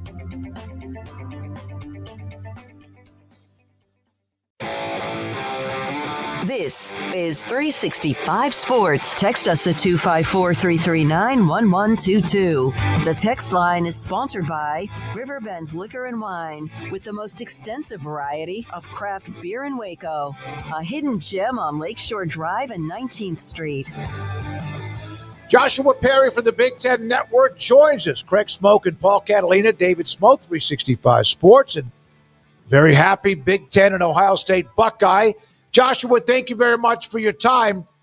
Big Ten now has won back-to-back national championships with Michigan and the Buckeyes. Are they now, in your opinion, because of that and because of the money and everything else, do they look directly eye to eye to the SEC and maybe even right now better? Just means more, right? That's what they say down south, at least. Listen, I'm not ready to say that the Big Ten has surpassed the SEC in terms of the football. I think if you look at the depth of the Southeastern Conference on a year-to-year basis, you have multiple teams that are legitimate contenders, and those conference schedules are no joke. Whereas you look in the Big Ten, of course, you've got Ohio State and Michigan, Oregon, Penn State, you add in a couple other teams maybe on a year-to-year basis. But outside of that, if you get a Purdue on your schedule, you're feeling pretty good about that one. You get a UCLA on your schedule, you're feeling pretty good about that one. Northwestern, you're feeling pretty good. So I would say that if you're looking at, total top to bottom strength of the conference, SEC probably gets the edge there, but it's hard to deny that the Big Ten has put itself right in a spot where when you mention the SEC, you have to mention the Big Ten, in particular the contenders that are coming out of that conference right now. Is it important for teams like Nebraska, Illinois to maybe break through, to have another type Indiana team, whether it's Indiana again, but maybe add a couple more of those so that, you do have Penn State, Oregon, Michigan, all that there, but some of those teams also need to break through so you don't kind of suffer the top heavy fate of, say, an ACC? Yeah, I think so. And you mentioned Nebraska. I think it's important for them because they're a team that would be taken seriously in terms of how the media covers them, in terms of what their history is, how people would talk about them. I feel the same way about Wisconsin right now under Luke Fickell, and it feels like it's going to be another tough year for them, but they need to get back to being a team that's winning 10 games a year. You mentioned Illinois, and it feels like they're kind of next up. Kind of what Indiana did last year is what people anticipate that they'll do this year. But the hard part about it is when people talk about Illinois nationally, it just doesn't hit the same as when you're talking about Nebraska or Wisconsin. So I feel like part of it truly is some of those teams, need to consistently carry their way through the conference. But the other part is when you have some of these big brands that have kind of been dormant in terms of chasing titles, you throw UCLA now that they're a Big Ten member in that conversation, even USC to a degree where I think people expect a lot of them and people want them to be good, but the last couple of years hasn't gone that way for them. I think if some of those brands start playing consistently better football, now all of a sudden you look at the conference and when their biggest brands align with some of the best teams, now it feels like it's a really top to bottom conference. Josh, up until last year, if we had been interviewing you for like a decade, I don't know, we could probably count on one hand the amount of times we'd have asked you about Indiana football. And now, off of last year, we have to, right? The bar set so high. What do you think about the Hoosiers in year two with Cignetti coming off that playoff appearance? Well, I think Kurt Cignetti is a hell of a football coach, and I'll start there. And I think he's actually got a really good staff, too. His defensive coordinator, Brian Haynes, was actually a guy who was on staff at Ohio State as a graduate assistant when I was a player. And so I've watched his career, and he kind of rose up with Cignetti. They met up at JMU or one of the stops maybe before that, but he was there at JMU. And then last year was the architect of a top 10 defense for Indiana. Fernando Mendoza is the transfer portal quarterback that they got. I think he's a really good player. I think that he's the type of guy who not only will be productive for Indiana, but also will be looked at as a legitimate NFL prospect. So they're good there. Wide receivers, I think they're going to be a solid group as well. And maybe not super top flight, but just as a whole, I think that group's going to be productive. But then you start to ask the question about the trenches and can they really hold up to what some of the top teams are able to do year in and year out, which is have really good trench play. And that's probably the hardest part of your team to develop. I know on the defensive line, they might not be as good as they were last year. Lots of guys who draft picks certainly have one of the top edge rushers in the Big Ten coming back, Mikael Kamara, but do they have enough as a whole in that group? Is their linebacker group going to be the same? I think depth is going to be an issue back there. And then I look at their secondary. D'Angelo Pons is a quarterback for them. People should know his name nationally. I think he's going to be a great player. But outside of that, you're asking the question. So this is Kurtz now kind of having to reload. He was able to bring his guys over from JMU. He was able to develop some of what was already at Indiana. But now it's like, okay, can you repeat that? And it's not going to be necessarily him or how he coaches, but from a personnel standpoint, can you convince good enough players that Indiana's a place where they can come, have success, and then go off and play in the NFL? So with the way the Big Ten is, the scheduling's an algorithm, right? They throw this thing into some kind of machine and spit it out. Do you feel like that you would ever see Ohio State in the same season, or Michigan or Penn State play all of the alphas in 1 year? And maybe if that was to happen, it would happen to like Northwestern and somebody else, or is that just being too much a conspiracy theorist? No, I feel like, they put parameters on the algorithm when they plug the things in there. I don't think that they would necessarily want to do that. And certainly if they did, these schools have complained to the conference office before. But to your point, I do think we see the schedules where some of the teams who maybe aren't like the top in the conference end up having to play a lot of those great teams. I mentioned Wisconsin, and part of this when you talk about the algorithm is they've done it based off of historical success is a part of how they get to the schedule. So you look at Wisconsin, and they've got to play Ohio State, they've got to play Oregon. I believe that they've got to play Michigan as well this year, and then Iowa's always going to be on their schedule with rivalries and whatnot. And that seems like a really difficult schedule to have to play for any team in the conference. So it's interesting to your point. I don't think we'd ever get to a spot where we're looking at Ohio State and it's like, okay, well, they've got Penn State and they've got Michigan, which they did last year. But moving forward, I don't think that's going to happen. But you get a Wisconsin that gets it. And that's a tough spot because you're looking at Wisconsin did in the years before Luke Fickell, and maybe you felt like the numbers historically support what goes into the algorithm. But there's got to be a better way to focus in right now and get more balanced schedules that way. I look at the SEC, and I think they've got a scheduling issue too. The way that they do it, where they just kind of flip-flop the home and away games the next year. They had some really unbalanced schedules last year, and I think just overall in college football, there should be a way to look at this thing much closer and say, all right, now that we've gotten it, we've got the data, we know what the teams are going to look like, let's try to find a way to make these conference schedules as balanced as possible. It gives your teams the best chance to make it into the postseason when you do that. How quickly do we see Bryce Underwood at Michigan? It's a funny question that you ask because I talked to Jake Butt, who is an All-American tight end there at the University of Michigan earlier today, and I asked him, what do you think? And Michigan brought in Mikey Keene, who was a quarterback at Fresno State, through the transfer portal. And I think part of the reason they brought him in was to give Bryce Underwood a little bit of breathing room. Mikey Keene gets the injury in spring. Bryce Underwood's able to develop a little bit more, maybe close the gap in that way. Early part of the season, I'm not sure. And Oklahoma might be the one where maybe you see a package or two to throw him out there and see what he can do. But it feels like probably 4, 5, 6 games in, they're going to turn the keys over to him. And part of the reason why is I think as long as he doesn't hold the team back, they want to make sure that they can get an athlete that has his skill set, which Michigan has never seen before at the quarterback position. And that's not a knock on anybody, including J.J. McCarthy, who was phenomenal. But Bryce Underwood is kind of a one-of-one. for what they've had at quarterback. I think they want to get him the reps as early as possible. So 2-3 years from now, that guy is in the Heisman conversation.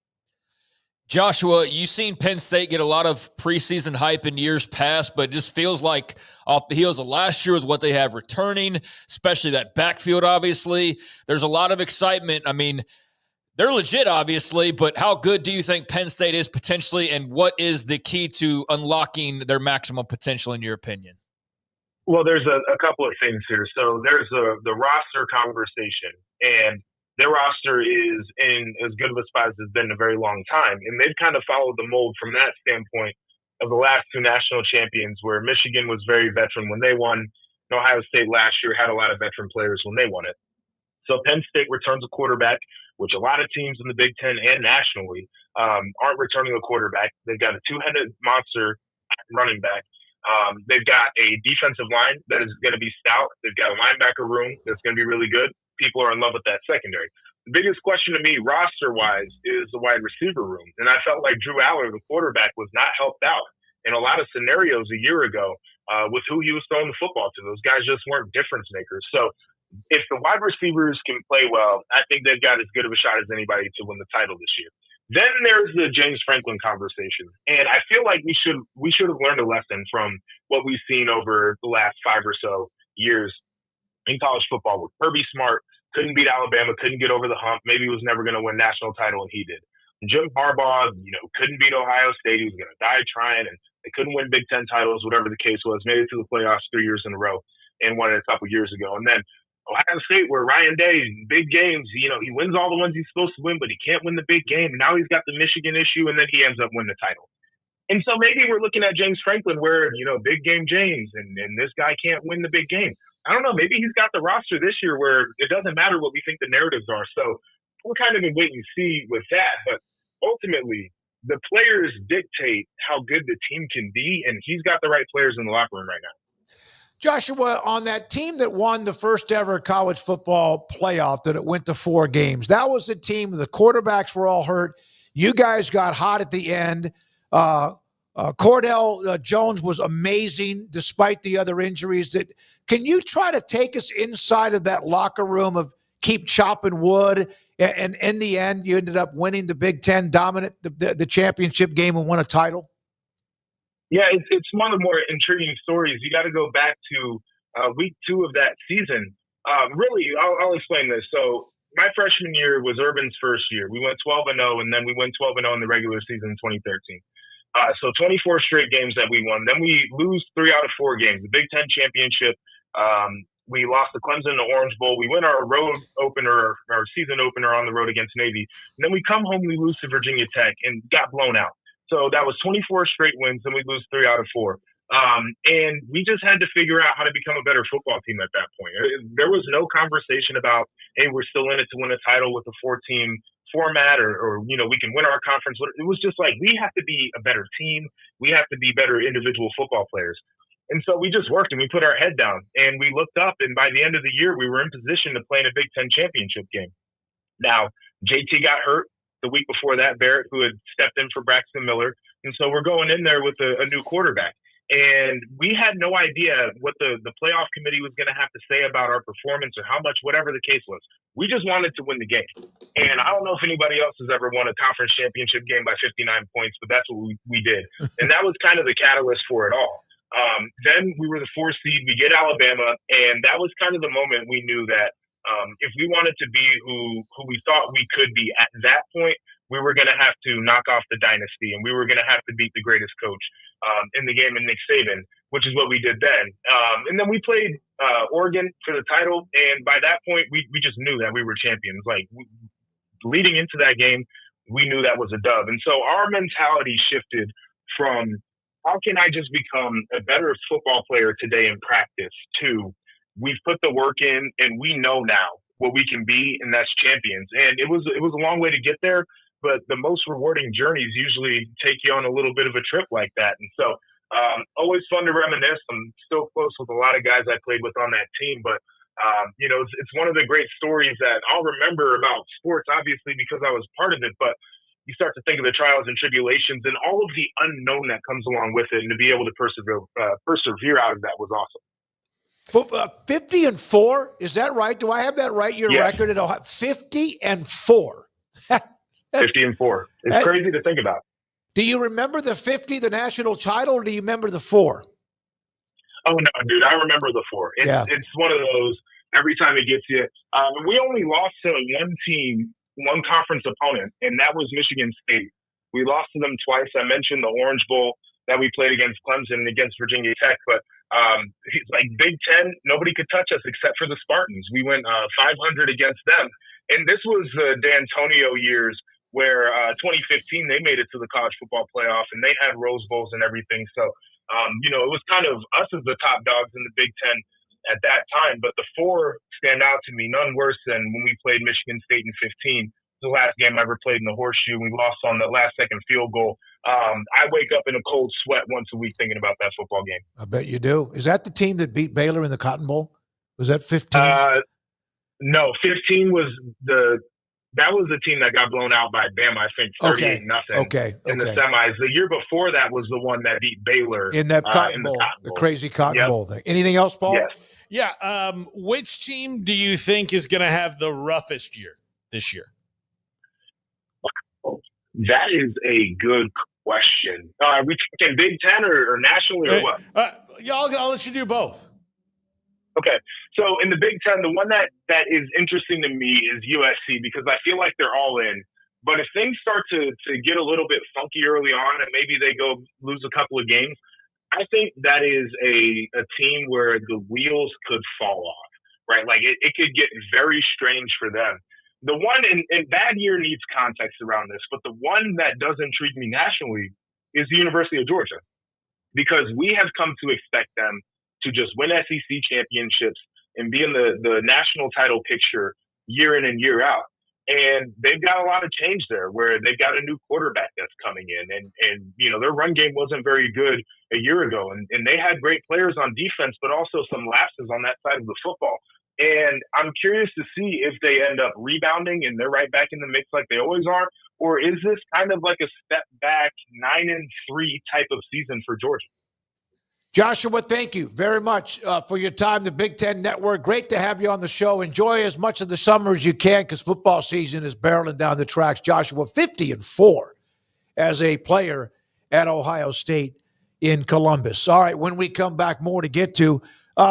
We do have around the corner, Paul Catalina, if the ACC and the Big 12 were to put together any kind of, hey, each team will schedule somebody else in the other side, what would it look like? What would the games most make sense? That and more. This is 365 Sports. Are you ready? Is your body ready? Are you going to be fit enough to feel comfortable when you go to the beach, swimming pool, family reunions? You're in shape. Summertime is basically here. Are you comfortable the way you look? It's not too late. Waco Regional Tennis and Fitness on Lakeshore Drive is a premier, elite, life-changing, and body-changing experience where you can gain confidence. Do you realize how stressful it is to walk into your closet every morning and you're like, are these going to fit today? If you take care of yourself, if you have, yes, a good diet, but also a pretty darn good, strict fitness schedule. Are there fat pants? Are there the ones where you're feeling good? What do you wear? Are the shirts too tight? Are you going up another level? Don't do that. It's not too late. Go to Waco Regional Tennis and Fitness, offering over 40 group exercise classes every week, boot camp, indoor cycling, even classes on the weekend, free weights, weight machines, TRX, rowing machines, stationary bikes, treadmills, elliptical that can help you get yourself ready to look good for the summer. It's not too late. There are personal trainers there to help you, encourage you, motivate you, so you can feel comfortable whenever that vacation is about to start. But right now, let's focus on you and vacation in this summer at Waco Regional Tennis and Fitness on Lakeshore Drive in Waco. Alan Samuels House of Travel is a full-service travel agency with highly experienced travel consultants plus support staff with over a combined 150 years in the travel business. They are ready to take care of any travel situation for you, your family, and your business, and with the kind of knowledge to complete a seamless itinerary trip start to finish. They will search for the best deal to accommodate your budget from air to cars, ship to shore, hotel, and even meeting space. Name a destination and they've been there. They know the places to go, and international and missionary travel is one of their unique specialties. Alan Samuels House of Travel, celebrating 50 years in business. Call Connie, Sherry, Linda, or Bambi at 254-776-2560 or find them on Facebook or at houseoftravelwaco.com.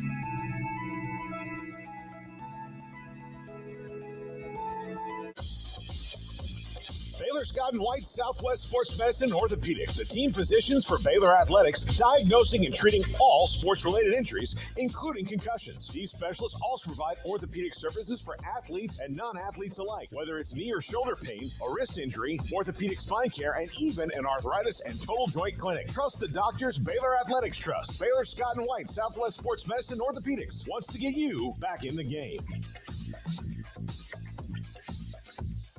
With so many companies and policies out there, it gets so confusing shopping for insurance, and I never know if I'm getting the policy that's right for me. Luckily, I met the team at the Notre Group Insurance Agency. With the Notre Group, you can go to one company and get access to coverage options from many insurance carriers, and you get to speak to a real person about your specific coverage needs. With the Notre Group, I know I'm getting the right coverage at the right price. If you need insurance, talk to the experts at the Notre Group at 1-800-258-8302.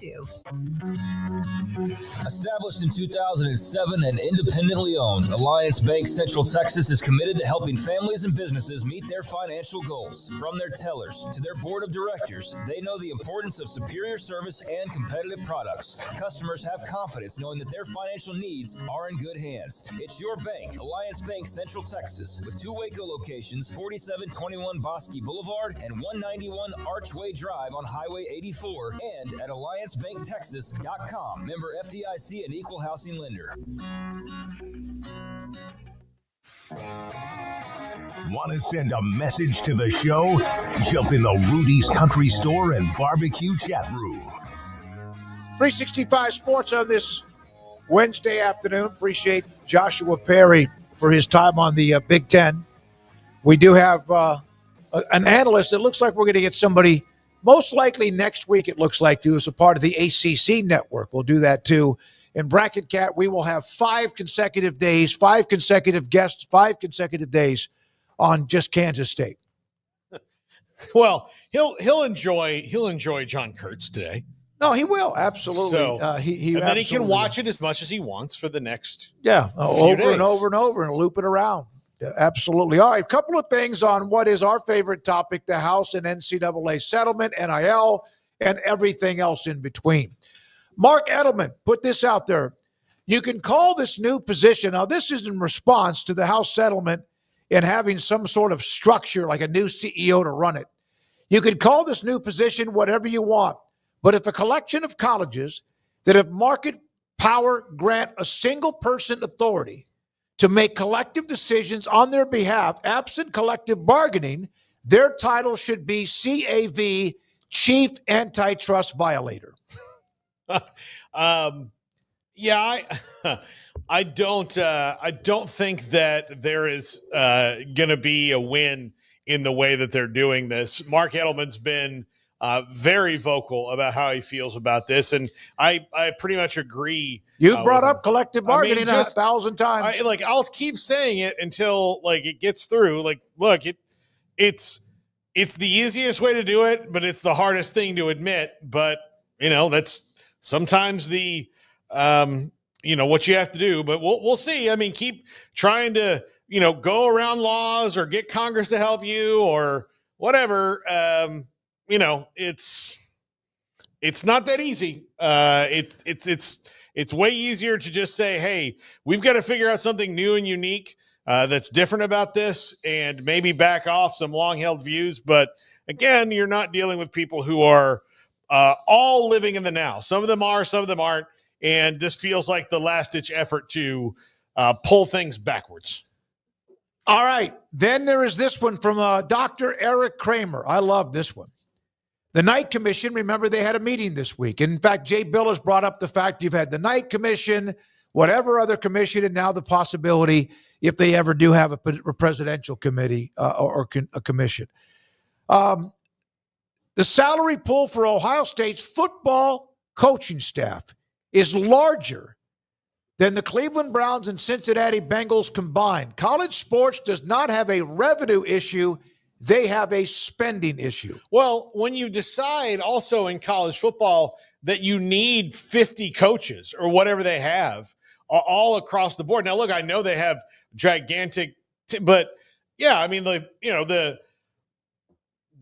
NFL teams, now granted they have less players with only 53 on a roster, but you could probably add, let's say, I'm going to say 5 to 7 coaches above what an NFL team has, maybe even less than that, to kind of corral all that. And now with front offices happening, you can kind of create that as well and shorten that. But that's not been the case when it comes to coaches. What have we heard? More coaches, with ability to the sideline, more coaches who can do this, more analysts, all that. I mean, Alabama has a building full of coaches that are analysts. Like, what?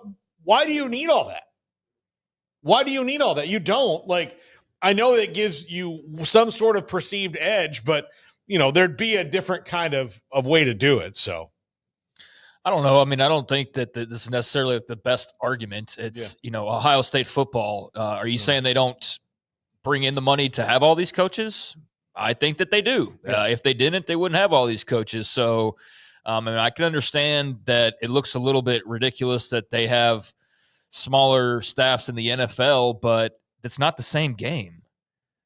It's not the same game. You have a few scouts that go out and they go around to college football games all year, and they go out to practices and they talk with coaches. And college football, I mean, it's a much different thing, recruiting, and you don't have salary caps and all these restraints that they have in football in place to not make it the craziness of college football. So, I don't know that this is like the best example of like, this is why college sports should change. Ohio State brings in a lot of money. Hell, they might bring in more than the Browns and the Bengals, if not for just the NFL connection. I think the spending issue is something that's been out there for a long time, and they've obviously had to go different routes to spend that money in some cases. And that's when I think finally enough people were like, okay, this is ridiculous. And that's where we've now ended up, is calling it out for what it was. And you got all this money for waterfalls and Lambeau displays and barbershops and everything else that, some of that is for the athletes' enjoyment. But, then at the same time, you're saying you can't pay players. But just because you said at one point in time you can't pay players, it wasn't that you can't, it's that you didn't want to, and you still don't want to. And that's the fight that we're having now, except for they're being forced to.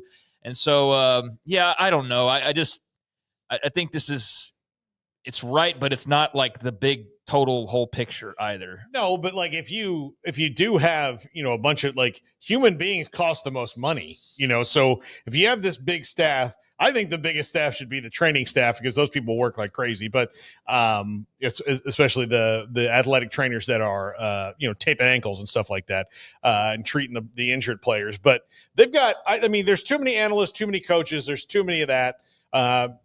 They've gotten by on far less forever, but because you need to have, a quarterback analyst, a running back analyst, a defensive back analyst, they have all this other stuff that they're paying in. And look, they're not paying, when Butch Jones at Alabama is not getting paid $7 million, but they're paying him a nice little bit of money to, in offsets to do that. And that the stuff adds up, and you keep adding coaches and adding coaches and adding coaches.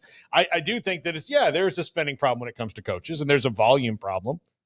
I don't know. Go ahead, Craig. You were going to add something. No, I think this isn't what Paul's saying, but I just see this a lot of like, well, the coaches are making so much money, let's take it from them and give it to the players. And it's like, that's not the way it's supposed to work. And that's not also fair to the coaches. No, I'm not. Yeah. I'm just saying they have too many coaches. Like, you could maybe solve some of your facility at Ohio issues. State. Yeah. Not at, but like if you're in the autonomy 4, you've too many coaches. Yeah, but here's the thing. Ohio State's not going to have a spending issue. Yeah. So, like, they're a bad example because they bring in so much money. You're right, yeah. Yeah, so, like, North Texas would be a better example because they can't, or even some schools in the Big 12. But, like, it's Ohio freaking state. I mean, yeah, they have more cachet in the state of Ohio than the Browns and the Bengals. So really that's do. a rare example of like, yeah, that's the Ohio State. That's the school in that state. So I don't know that they're as big as they are the best example is all I'm saying. And I don't like it when we start to go like, well, they're making all this. Let's take it from them and give it to the play. You know, I think there should be some of that, but I don't know. Like I said, I don't think this is the greatest example to all right, sit on for 30 minutes. Our good friend, I had traded a text or two with him earlier today, Darren Heitner. We've discussed Darren. He usually is going to take a pro player look. That's what he does and protects them from hopefully signing a bad NIL deal, and also protects them with the legal things that go on too that they should be prepared for. So this was Charlie Baker, who's the president of the NCAA. He came in on this big white horse, and he was going to get into Congress and negotiate and get things done. Here's a couple of things to think about. I don't believe we can't have this. Everybody needs to own the decisions they make. Everybody needs to own the decisions they make. Baker frustrated with the NCAA by schools for bad decisions when those schools are the ones who actually implement the rules. And he also said it wasn't football who created the legal challenges and the litigation. It was the rules, and everybody voted for them, and everybody stuck with them. It seems like, and there's one more. Is there one more, Garrett? Those it? Okay. There was another one. I don't believe anything anybody tells me about what's going on in the NIL space because there's no way to verify it. It seems as if he's at his last wit's end. That he, I think, thought there would be more changes by now. I don't know whether or not Darren Heitner is saying that it appears in his opinion that Charlie Baker is about toast, that he's almost done, that he's frustrated because nothing seems to be getting done. And a lot of it could be, of course, we could blame the NCAA, and yet we could also blame the membership that's a part of making the rules for the NCAA. Yeah, and he thought politics was hard.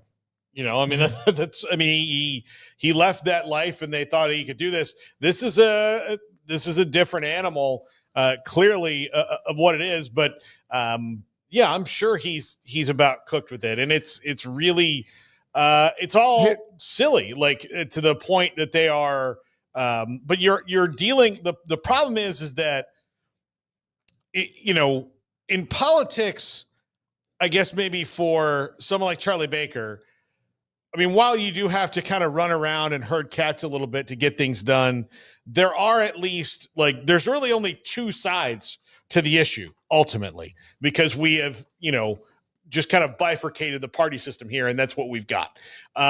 So you really only have to deal with two sides and then like little things within each side to get something done.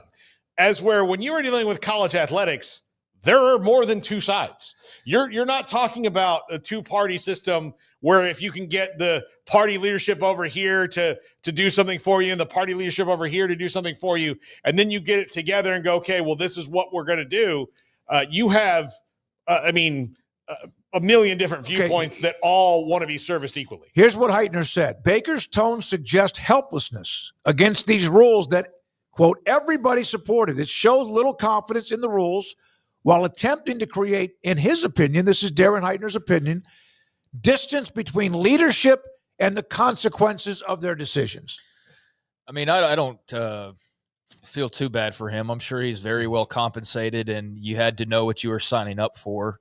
You just probably assumed there would be a quicker ending to this, but the main issues that I see is either you're spending a lot of time, burning a lot of money on solutions that aren't legally enforceable.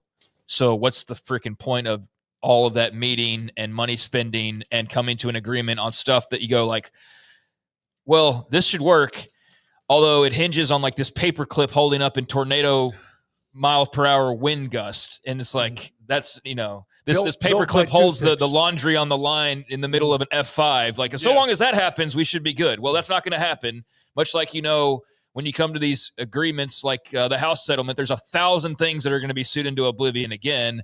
So what have you been wasting all this time on? So I can see where that's frustrating, but you're also moving forward just with fingers crossed that it's going to work out. But I think ultimately it's what I brought up the other day is the schools don't want to follow the rules that they set. Yeah.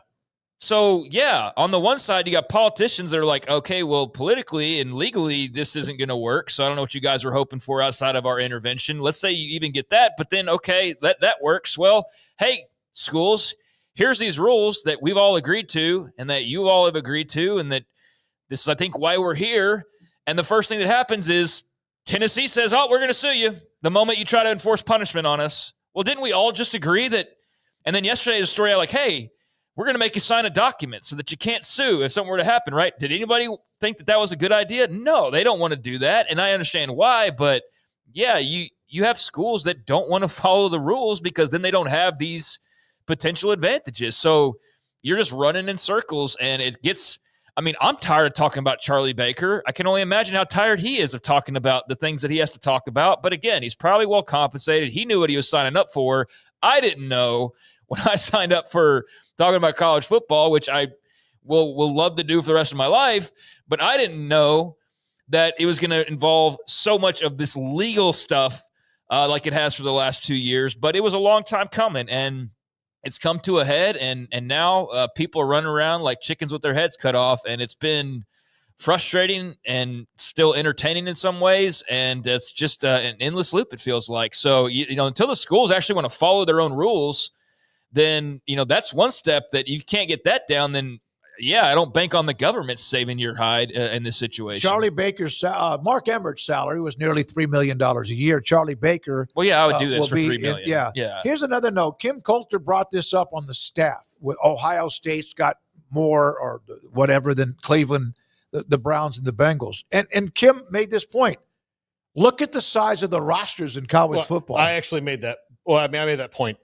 I said the rosters okay, because you're talking about what, 85 to 105 The now? rosters are smaller in the NFL, much, so you much need smaller. less. Yeah, you 53. 30 to 40 less players. Yeah, you have 53 plus a 10-man practice squad. Guess what? You had 2 scouts go out to Fresno to look at the wide receiver. Yeah. And then they came back. And then you know what? You drafted him or you didn't. But you weren't going around to every single high school in the Fresno area. That's exactly right. Looking at every single guy. Or just to say hi. Yeah, just doing all the stuff that they've got to do that the NFL guys have it so easy in comparison. Yeah. I think the stakes are just as high, if not higher in some places. Like, you got to win if you're the Eagles head coach and the Cowboys head coach, just like you do at Ohio State or at North Texas or wherever.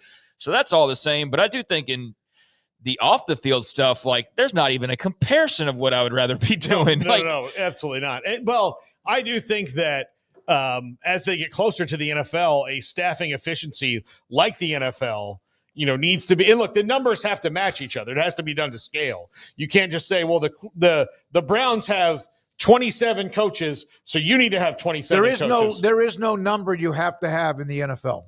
Yeah, but I mean, I think the average is probably between 18 and 22. Some could have 27. Some might have 15. But, they also don't just have stuff to have stuff. The scouts in the NFL are usually roaming scouts. They're certain regions, like a guy that's in Texas that scouts for whoever. Yeah. Usually that person, I'm not saying that he won't fly out to Minneapolis or to Orlando or to L.A., but for the most part, those guys are regional scouts. They stay in a certain spot. Yeah. And scout for a particular team. But your wide receivers coach, he's going to freaking Oregon this week, and then he's going down to California, and then next week he's going to be in freaking North Carolina, and it's just a different animal. I do think, though, there are staffing efficiencies that you could do. Like, again, that would ease the size of and only a certain amount staff. Can travel, remember, in college football. The other thing I would say is, which makes it even more difficult. What would help the staffing efficiency is if you fixed the recruiting calendar so it's not a 365 day a year. It'll always be, won't it? Not if there's dead periods. Not if you I don't think that you need to recruit a kid 9 months of the year nonstop and then only stop for 2 weeks at a time. That adds up to 3 months. I think especially now, and the part of it is like, this is the only time that you can be recruited is these times. If you set really they do hardcore, have that, though. No, like if you shorten that up, if you really trim the fat on that, then maybe it'll get better. All right, but you can still go to various, like, for example, if you are in this state, in Texas, not that it's not like this, but you have 1,200 in some schools, private and or public, maybe more, and you almost have to have someone on your staff When they go down to Houston, there's 100 schools or 200 schools in Houston, but there are certain schools you better touch on. Yeah, you better drop by their field house. I think they do keep count. I think with the way communication works nowadays, you could take 3 full months off the recruiting calendar. I'm not so sure that they don't. They still no, I'm taking 3 months off of what it is now. Oh, okay. Because the way that their schedules are, it's still built on they have to ride trains to places. You don't, So maybe I'm exaggerating, but I do think there's a way to streamline all that and make it more effective and increase quality of life for the college coaches because it is a nightmare. All right, so here's an example. I know we got to take a break with Paul's what he would do the first year if the ACC and Big 12 decided they were going to be buddies. August 1st through July, August 21st, the month of August is a dead period. That's when high schools start working out. And of course the college teams are doing that too. From September 1st through December 1st, it's an evaluation period. December 2nd through the 8th, dead period. The 9th through the 22nd, it's a quiet period. Quiet period for 2- and 4-year college transfer prospective student athletes who intend to enroll mid-year. There are a lot of dead periods, a lot more than I thought, that are ingrained into this schedule of when you can contact players. There's more than I thought. I get them mixed up and exactly what they mean. Dead period means you cannot have contact. I think it still means, though, you can text a prospective player. All right, when we come back, if in fact the ACC and if it was the Big 12 that said, you know what, we've got these two guys over here, they're bigger, better, faster, stronger, richer, and everything else, but we need to start playing pretty good games against each other.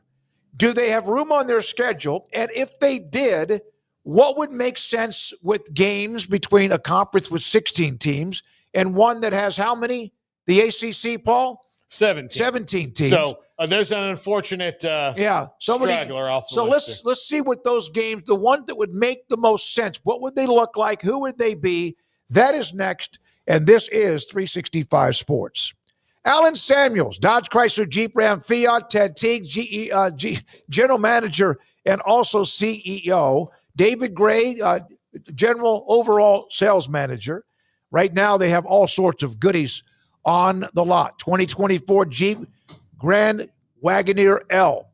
Here, it's bigger, bolder, and now $15,000 off at Alan Samuels in Waco. Experience 3 rows of first-class comfort, advanced technology, legendary Jeep capability, all wrapped up in a timeless American design, extended space for the family, especially when you're about to start traveling for the holidays or maybe the summer vacation or not. Also, Grand Wagoneer L makes every journey first class. Right now, employee pricing continues. Employee pricing plus continues. Drive home in the Grand Wagoneer L, $15,000 off MSRP, luxury and savings off this beautiful car. I have driven that Wagoneer. I actually had one for a rental car for a trip, and it was fantastic. Put my golf clubs in it when I arrived, and also my luggage, and my brother Mike, who drove across the state of Florida with me. It was spacious, and it was comfortable, and it was exciting. Alan Samuels, Dodge Chrysler Jeep Ram Fiat, Ted Teague, the CEO and general manager, a great staff to help you out, and of course, all sorts of great pre-owned cars as well. Loop 340 east of 84 in Waco. Automatic Chef is your local vending, office coffee, and micro market provider, delivering outstanding service to break rooms all over Central Texas for over 50 years. Automatic Chef brings the best products to your location at the best prices. With hundreds of choices in fresh food, coffee, snacks, and drinks, let Automatic Chef tailor a break room solution to your needs. Make break time great again with Automatic Chef. Automatic Chef Canteen, 6900 Imperial Drive in Waco, or online at automaticchef.com.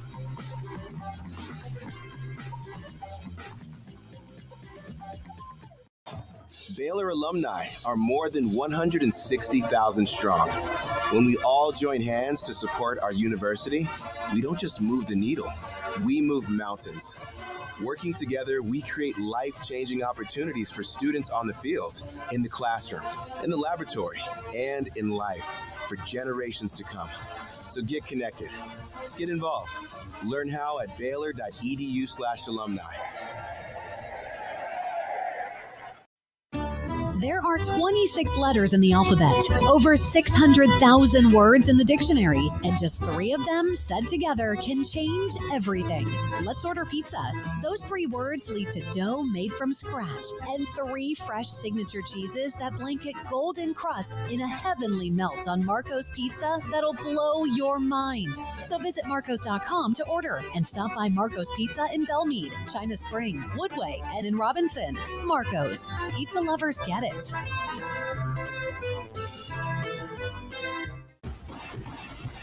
Penny Clinic Men's Healthcare in Woodway is now proud to offer you men an exceptional weight management body sculpting product called semaglutide, also known as Ozempic or Wegovy. Semaglutide is an FDA-approved weight management medication.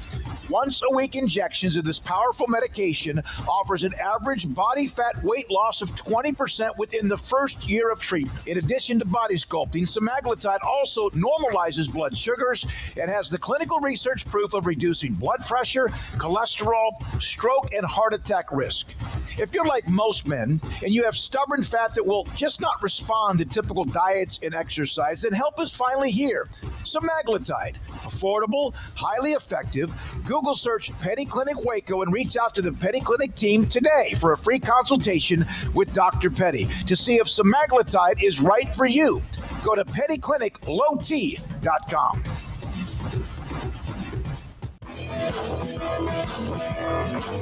This is 365 Sports. Enjoying the show?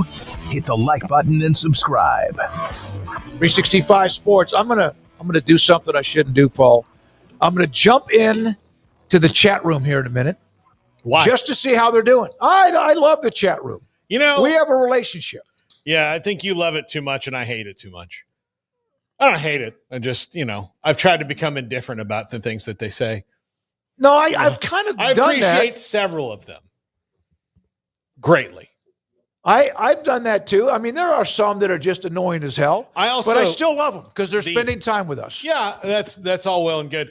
I have my wife has been obsessed with this Karen Reed trial. Are you familiar, Karen Reed? Craig? Yeah, I'm familiar. Yeah, Craig's familiar. She killed somebody? We don't know. Allegedly. Okay. I don't think they can prove that she did. So they think she's already had a mistrial, and this is the retrial. And we watched the documentary on it. She's been watching every day. In the comments of the people on the Court TV YouTube channel, I bet they're great. It just goes on, and I just wonder, man, you guys are dedicated. So I appreciate everybody who's that dedicated. But yeah, I've come to a different realization on chats. I'm at different levels with some of them, and some of them who started out who have at times not liked my responses. We are now buddies. We are buddies. Okay. I got a statement from BYU on the Jake Retzlaff situation. So for those who are just joining us, Jake Retzlaff, a new lawsuit came out from a young woman who alleged sexual assault. Basically, there were other named charges, but it all falls in line with sexual assault accusation. She claims that they hung out and after getting to know each other, I think over social media is what I maybe mentioned earlier, but regardless, she alleged that it went past the point of her comfort level, and now here we are where she apparently contacted police. They had asked her who it was. She didn't say initially, and then eventually she did reveal that because they said they had an accusation against another BYU football player, so they were kind of trying to figure out if that all worked together. And then by the end of her lawsuit, she says that BYU, or not BYU, but the police department, they were like, well, you shouldn't press forward because usually these things don't end up going in the favor of the accuser, which that's an allegation. So they can deal with that. But that's where we are. Was Jake Retzlaff, starting quarterback, getting accused of sexual assault? So statement from his legal representative, Mark Bout. Quote, I am counsel for Jake Retzlaff. I have met him, and he is a nice young man. He is also factually innocent, and we look forward to proving that innocence. Jake's focus this year will be on football. We don't try cases in the media. We will respect the process and establish Jake's innocence through the judicial system. So apparently somebody right underneath that posted a picture of this Mark Bout guy, and he was the lawyer who I guess at some point in time was representing Derrick Rose during his rape trial. And the headline's not very flattering. Mark Bout prides himself on breaking a witness and drew criticism for a trial. Some say slut-shamed a woman, but he stands by his combative approach. So I don't know. That was right underneath that. So that's who this guy is, somebody adding that on there. But that's the statement from his legal rep. And, yeah, I think they'll want to turn the focus to football, but they're going to have to deal with this to some extent. And so we'll see where this goes. It's not just going to go away. No, it's not going to be like, hey, it's football season. We'll deal with this later on. Like, no, that's not going to be the case. No, it'll ramp up. And when they play, there'll be stories about it in one way or the other. We've seen that with programs that have had some issues like this before. We'll see how that comes out and let hopefully time in the legal system play its course to get the right answers.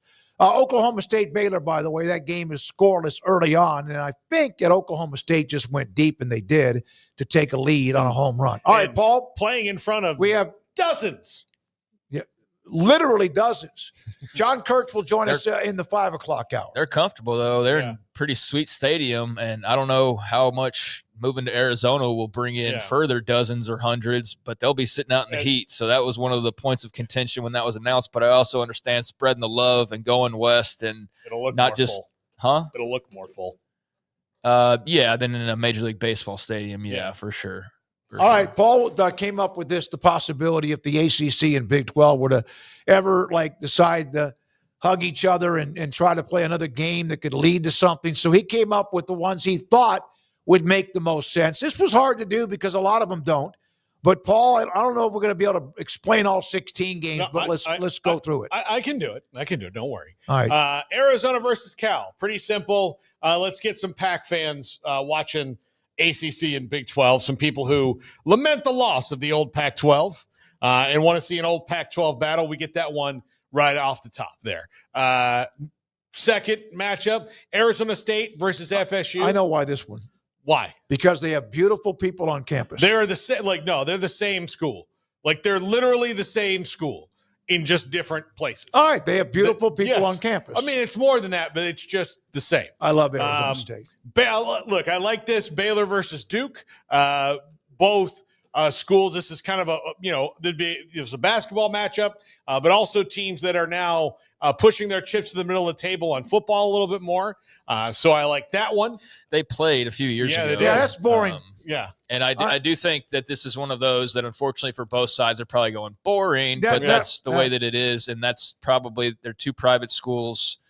I don't know how close they are size-wise, but I'd imagine they're much closer to each other than they are to the bigger. They are. Institutions that are non-private. So it does make sense. It makes sense. It's just not a game where I think Duke fans are like, hell yeah, let's play Baylor, or Baylor fans are like, hell yeah, let's play Duke, unless it was basketball. And then if it was basketball, they'd be like, hell yeah, this is awesome. I don't know but about that football, after it's whatever. Yeah. Well, look, I mean, there are others. I had to balance it out, and I didn't want to be biased and be like, hey, yeah, let's give Baylor Clemson, right off the bat. No, I mean, I agree with it. I'm just saying that it's just there's going to be others on here that I don't think either side's going to be very excited about. No, it's how it's going to be. But you had to pepper it up a little, pepper things through. Fourth game, BYU versus Stanford, big money versus big money. Throwing it around. The endowment versus our LDS friends in Utah. I thought that one, the problem was I had to leave Virginia off of this list.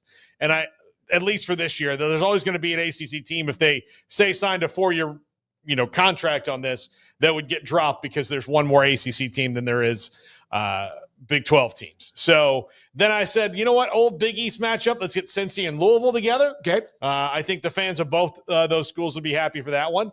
Look, Fran Brown and Dion wanted to play each other in the spring. Let's have them play each other in real life. Where's the Cincinnati coach prior to him being in Cincinnati? Satterfield. In Louisville. That's what I thought. Yeah. Yep. So I think the fans would like that. Let's get Dion and Fran Brown together. Yeah, they're buddies. Yeah. They want to play each other in spring scrimmages, get them on the field. Yeah. Houston and Virginia Tech wound up being one of those ones I kind of had to pair randomly. Although, I kind of like it for school size and all, but other than that, it was just kind of one of those random ones. I think that's Kyron Drone's homecoming. Yeah. Oh, that's Kyron right. Drone's homecoming. Yeah. If they did it this year, yeah. I mean, or you could do Vatek Baylor and have him play his old team. But yeah, I mean, Kyron Drone's being a Texas guy, being from, is he down from the Houston area? Yeah, Shadow Creek. Shadow Creek, yeah. Shadow Look Creek. at So Jarrett. yeah, I think that's one of those in football, at least, where Houston would be excited. I don't know how excited Virginia Tech would be. With all due respect, I'm just saying from their point of view, they don't look at Houston the same way we do. Yeah. Okay. Iowa State versus Pitt. This one also became kind of random, but these are two coaches I think that are pretty good, and Pat Narduzzi, and they have a yellow color in their uniform. And Matt Campbell. I know the Iowa State fans would be thrilled, especially if it was at Pitt. They would go.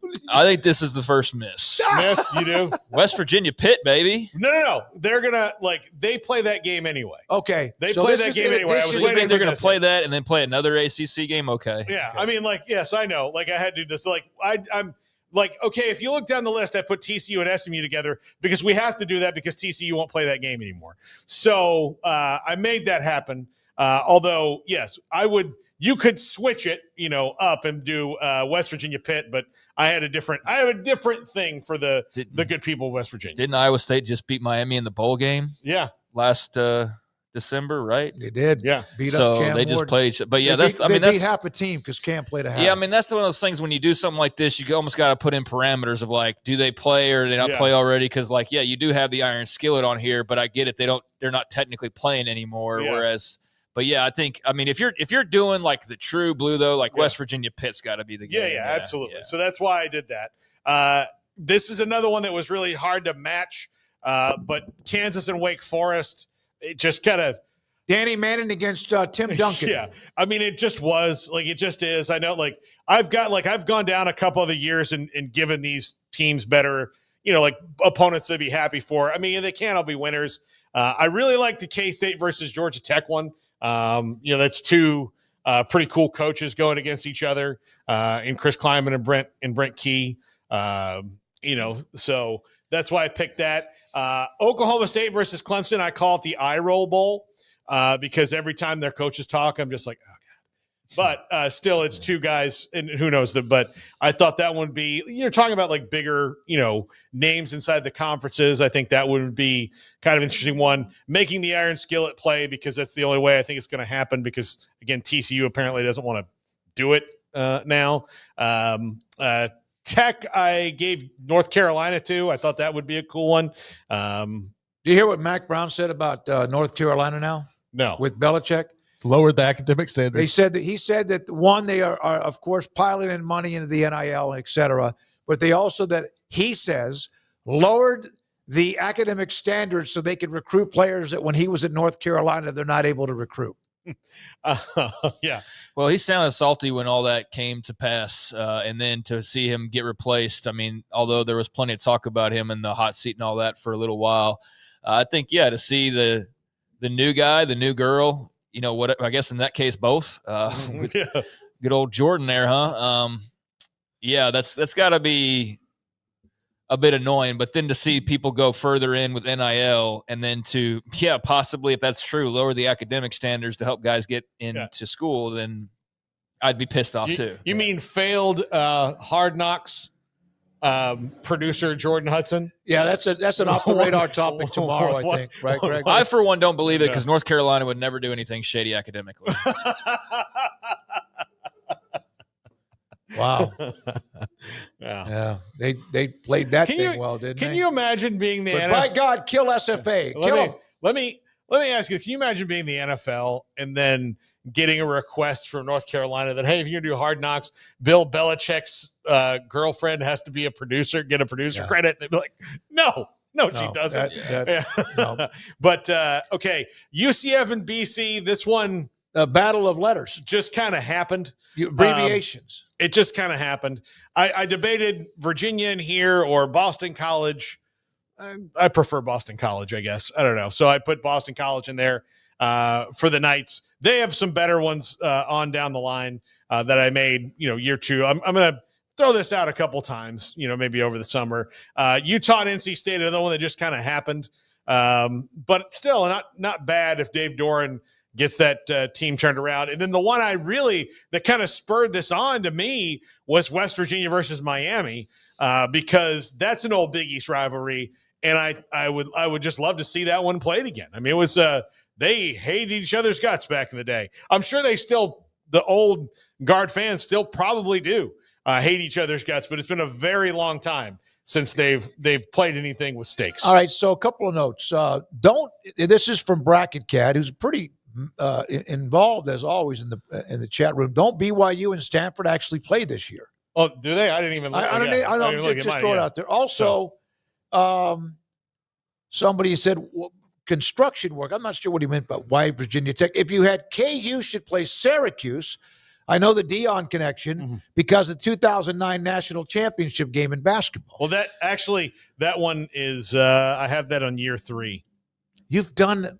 I've done on the year 3 because I was trying to do rotations. You need more to do in life. I was trying to do make content for his job. Yeah. I mean, isn't that what we're supposed to be doing? Yeah. So no, I thought it was a good thought exercise of doing it, and if the other two conferences are going to do it, I would think the Big 12 and ACC should. Now, they can probably do a better job than I can because they've got a schedule guru in there. But I'm giving them a rough template to go about it. At least you're trying, man. Yeah. I mean, yeah. Yeah, Go I ahead, like Greg. Colorado, Syracuse actually because of the Fran Dion thing, and that would be going with just the latest headline versus maybe a little bit more of the history aspect. But I actually am okay with that game.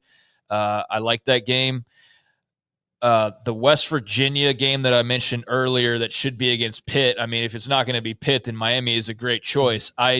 If I were to do it, I think I would have done it differently. I think I would have done WVU Pitt, and then I would have had UCF Miami.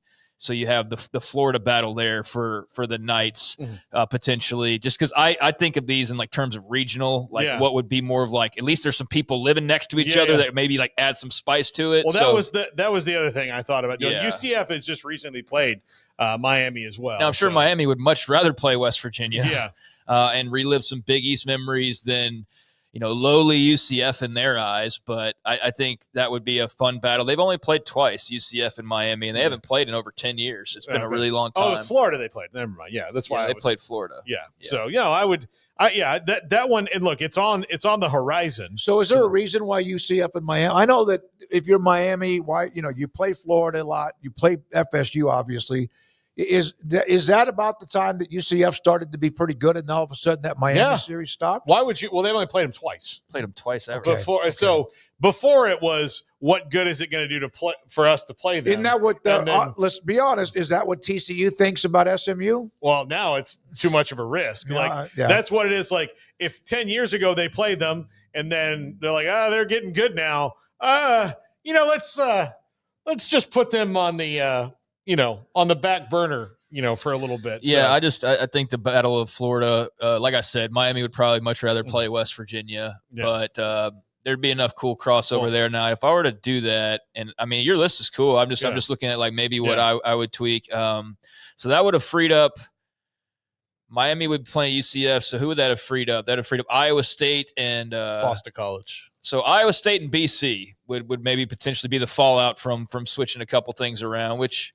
I don't know. I think some BC fans would be pleasantly surprised at like the tailgating atmosphere and like Ames and like what a departure of going from like the Northeast to the Midwest. And then, vice versa. I'm sure Iowa State fans would love to go up to Boston. So that would be a potential one as well. But all right. Yeah. Let me ask you a question. This is straight up. And John Kurtz is next. Look at those games. All right. If you took the Big 12 and you added it to the ACC and came up with 6 bangers, could you? Bangers. Of this one? Yeah, I think so. Somebody in the chat said, look at those games. You got 16 against 17.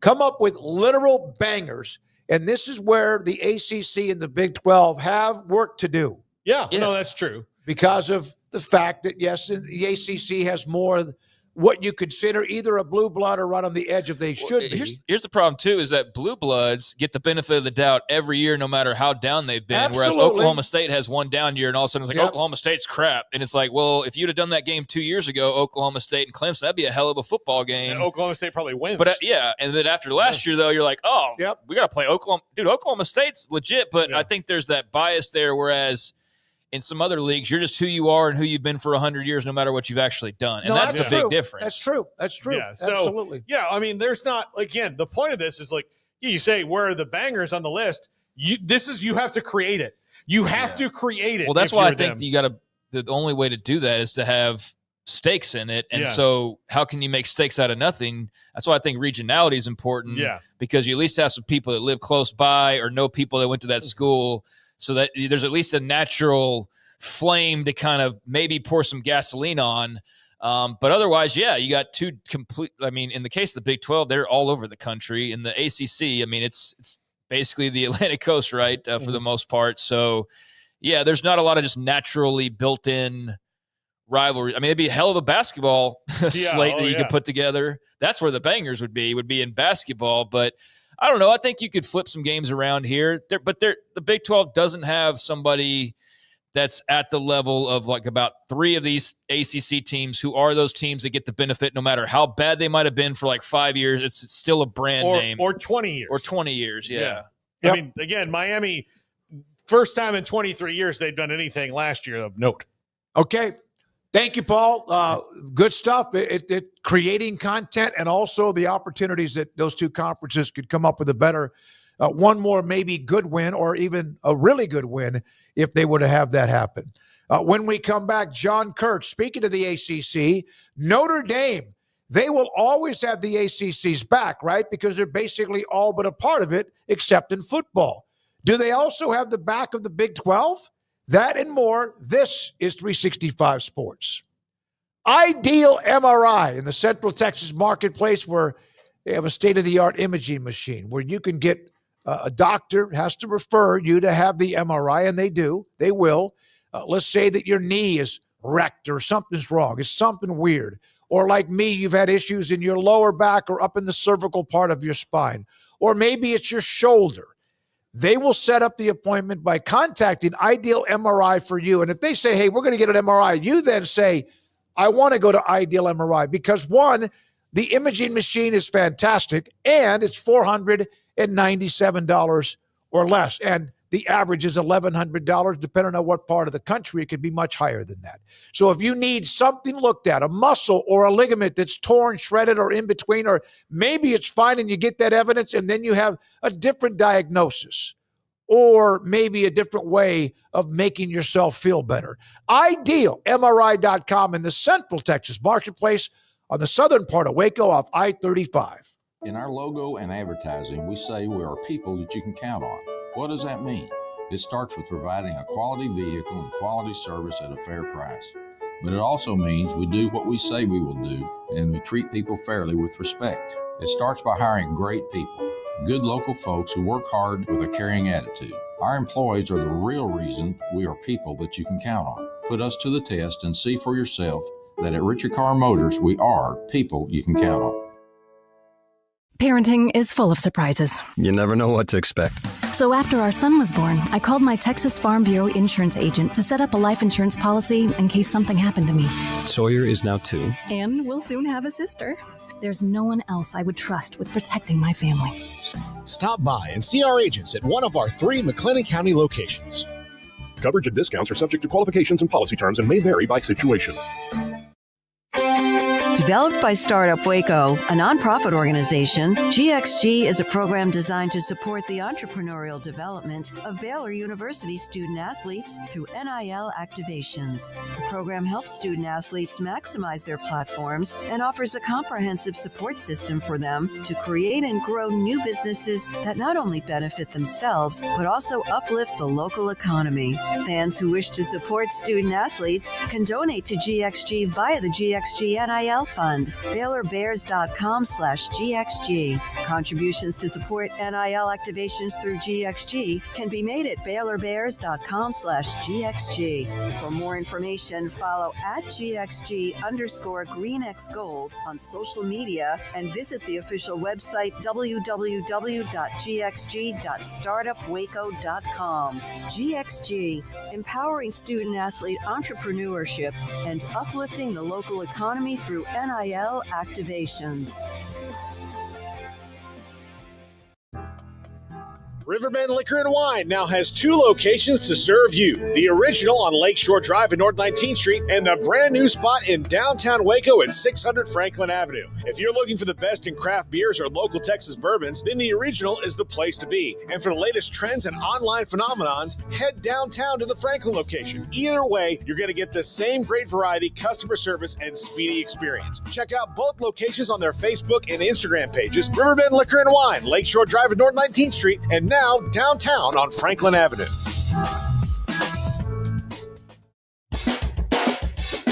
This is 365 Sports. Check out the 365 Sports family of channels on YouTube.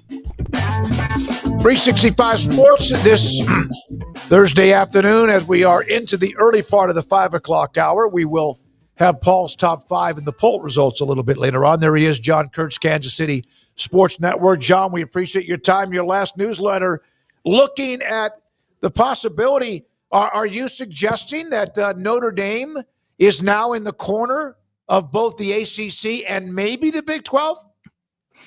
Well, it kind of looks like it, at least as it relates to the playoff fight. And I mean, I say kind of. If you believe Ross Dellinger, who I know you guys are well acquainted with, and does an awesome job. I mean, in his last piece about this fight going on about the college football playoff format, he mentioned that directly. I guess it makes sense in a way, obviously, with the ACC. They probably should be aligned with the ACC because they're a member of the ACC outside of football, but it still kind of surprised me. And, I know in the article, the Big 12 took the high road on publicly commenting, while the ACC was just no holds barred. Let's throw every quote out there we can and demand that we even get 3 auto bids.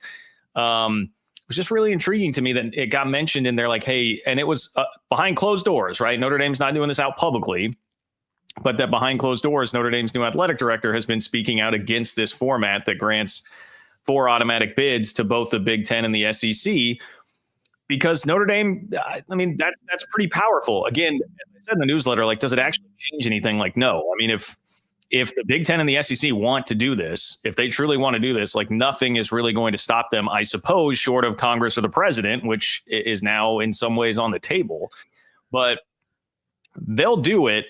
But Notre Dame is at least like serious resistance that has a lot of respect. That's a very respected resistance. And the fact that symbolically, to me, they're basically joining up with not just the Big 12 and the ACC, but really like everybody else. I mean, like everybody. Who out there, show of hands, who out there besides Big Ten and SEC fans actually likes the idea of the 4 automatic bids for both of the Power 2 conferences? Nobody wants that. Nobody likes that. And so the fact that Notre Dame is at least behind closed doors trying to fight for that a little bit, to me is very nice, somewhat powerful, because like Notre Dame could just sit back. Look, they're going to have a spot no matter what. Like any of these, they're going to be just okay, totally fine. There will always be an at-large spot available for Notre Dame if they're going to be ranked as high as they need to be. They're typically going to get the benefit of the doubt from whatever is going to be doing the rankings, if that's a computer, if that's a human, especially if it's a human.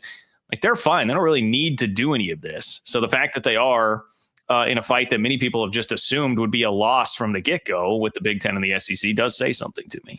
Well, if it's interesting on Notre Dame. So if you do the math, there's 16 teams in the Big 12. There's 17 teams in the ACC. So that's 33.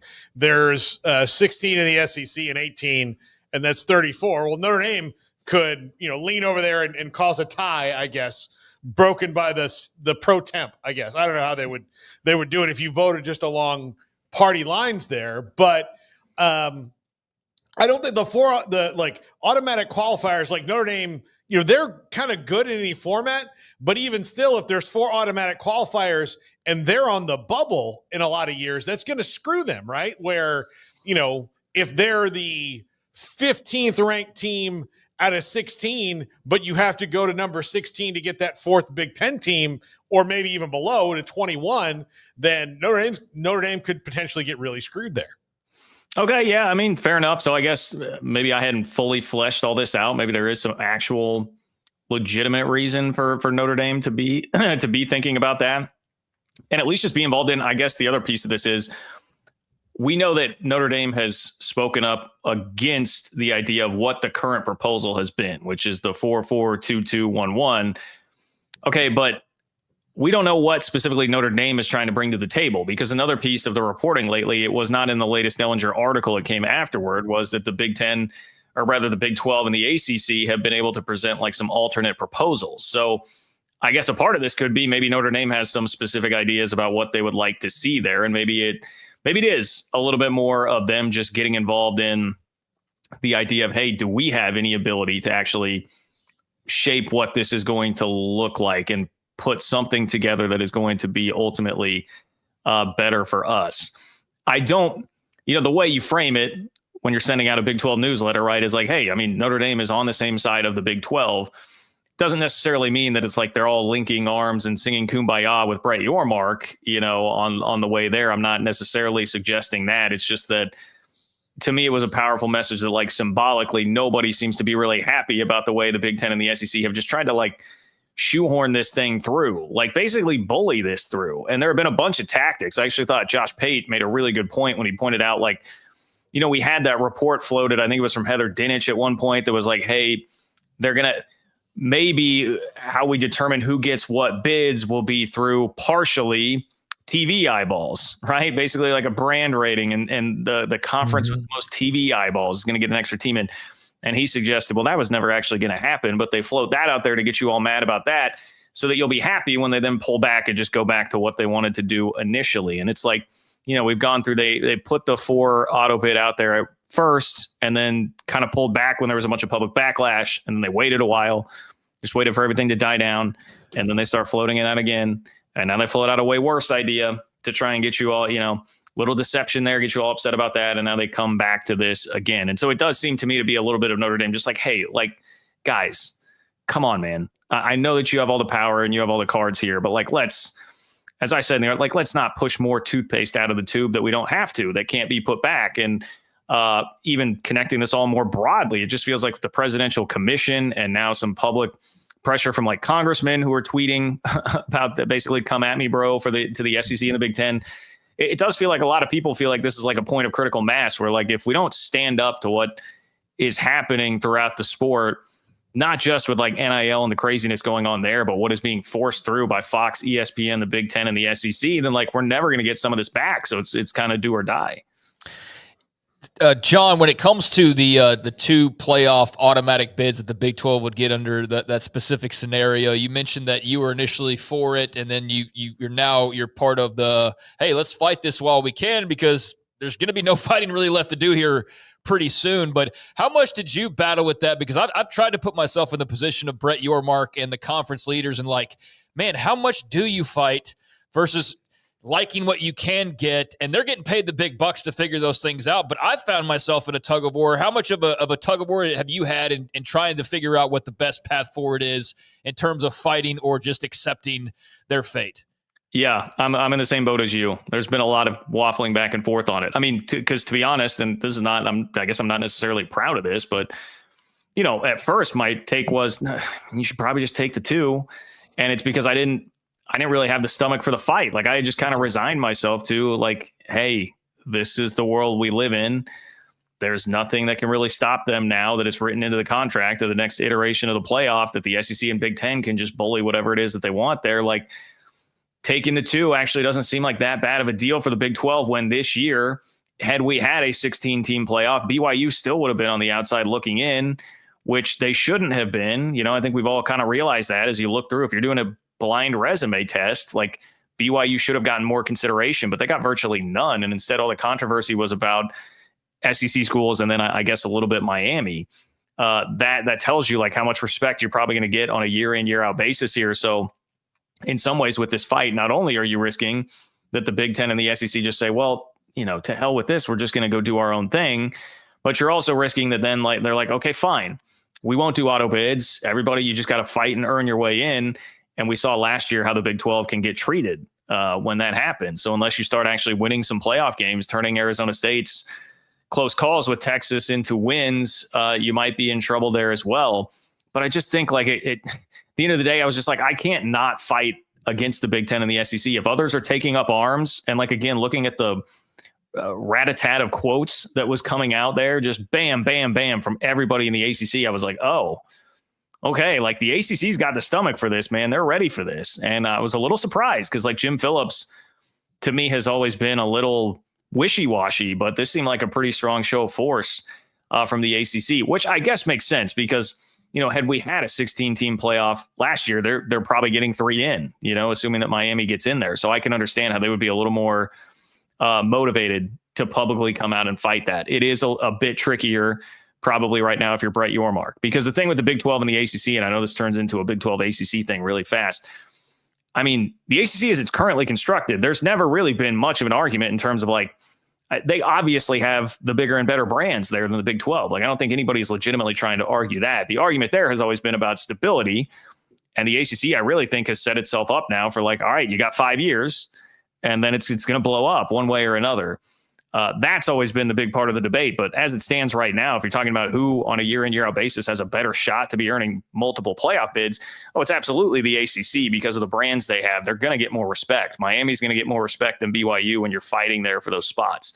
So it is probably more of a risk, you know, to be honest, for the Big 12 if they're going to join this. But like, I'm seeing everybody do it. I'm a little charged up on Cody Campbell being the co-chair of the presidential commission that's being put together. You know, it just feels like there are some things that have given me a little bit more hope. And so I can't, you know, people are standing there and they're handing me a spear and telling me to get in line like it's Braveheart and go out there on the front line. Like I gotta take it, man. I can't sit that one out. John, I think the thing the Big 12 and ACC need to do is they need to lock arms. I mean, you know, we just did a segment right before you of me like doing a Big 12 ACC football, you know, crossover thing, you know, a one game in the non-con. If the Big 10 and SEC are going to do it, you might as well, you know, so you can pick up some games and do those things. Now, again, it doesn't have as much cachet, but the more that they have separate agendas, the more they're going to find themselves bending to the will of those other two. I think they need to lock arms and just whatever differences they have are minor compared to the consequences. I think it's a really good point. I think it would be pretty wise of everybody involved there. And I mean, a lot of it is just as simple as like what you're talking about with scheduling, you know, because it feels like so much of this is moving toward, especially if now some of this will hinge back on the discussion we were just having. Okay, what happens with the future playoff format? But if the SEC and Big Ten get what they want, which is 4 auto bids, that's not just for the obvious of like wanting to get more teams in. It's also so they can ditch the conference championship game, but then have their 2 play-in games. And it's also so that they can feel vindicated in being able to, or just comfortable with being able to have a bunch of high-profile non-conference games, because they'll know, hey, even if we lose a bunch of high-profile non-conference games, we're still getting 4 spots. There's no risk. And we've already seen what they want to do there. I mean, they're talking incestually amongst each other, Big Ten and SEC, about we'll just get together. We'll have all our teams play each other. That's going to maximize TV interest right now. We don't need to be playing all these other teams.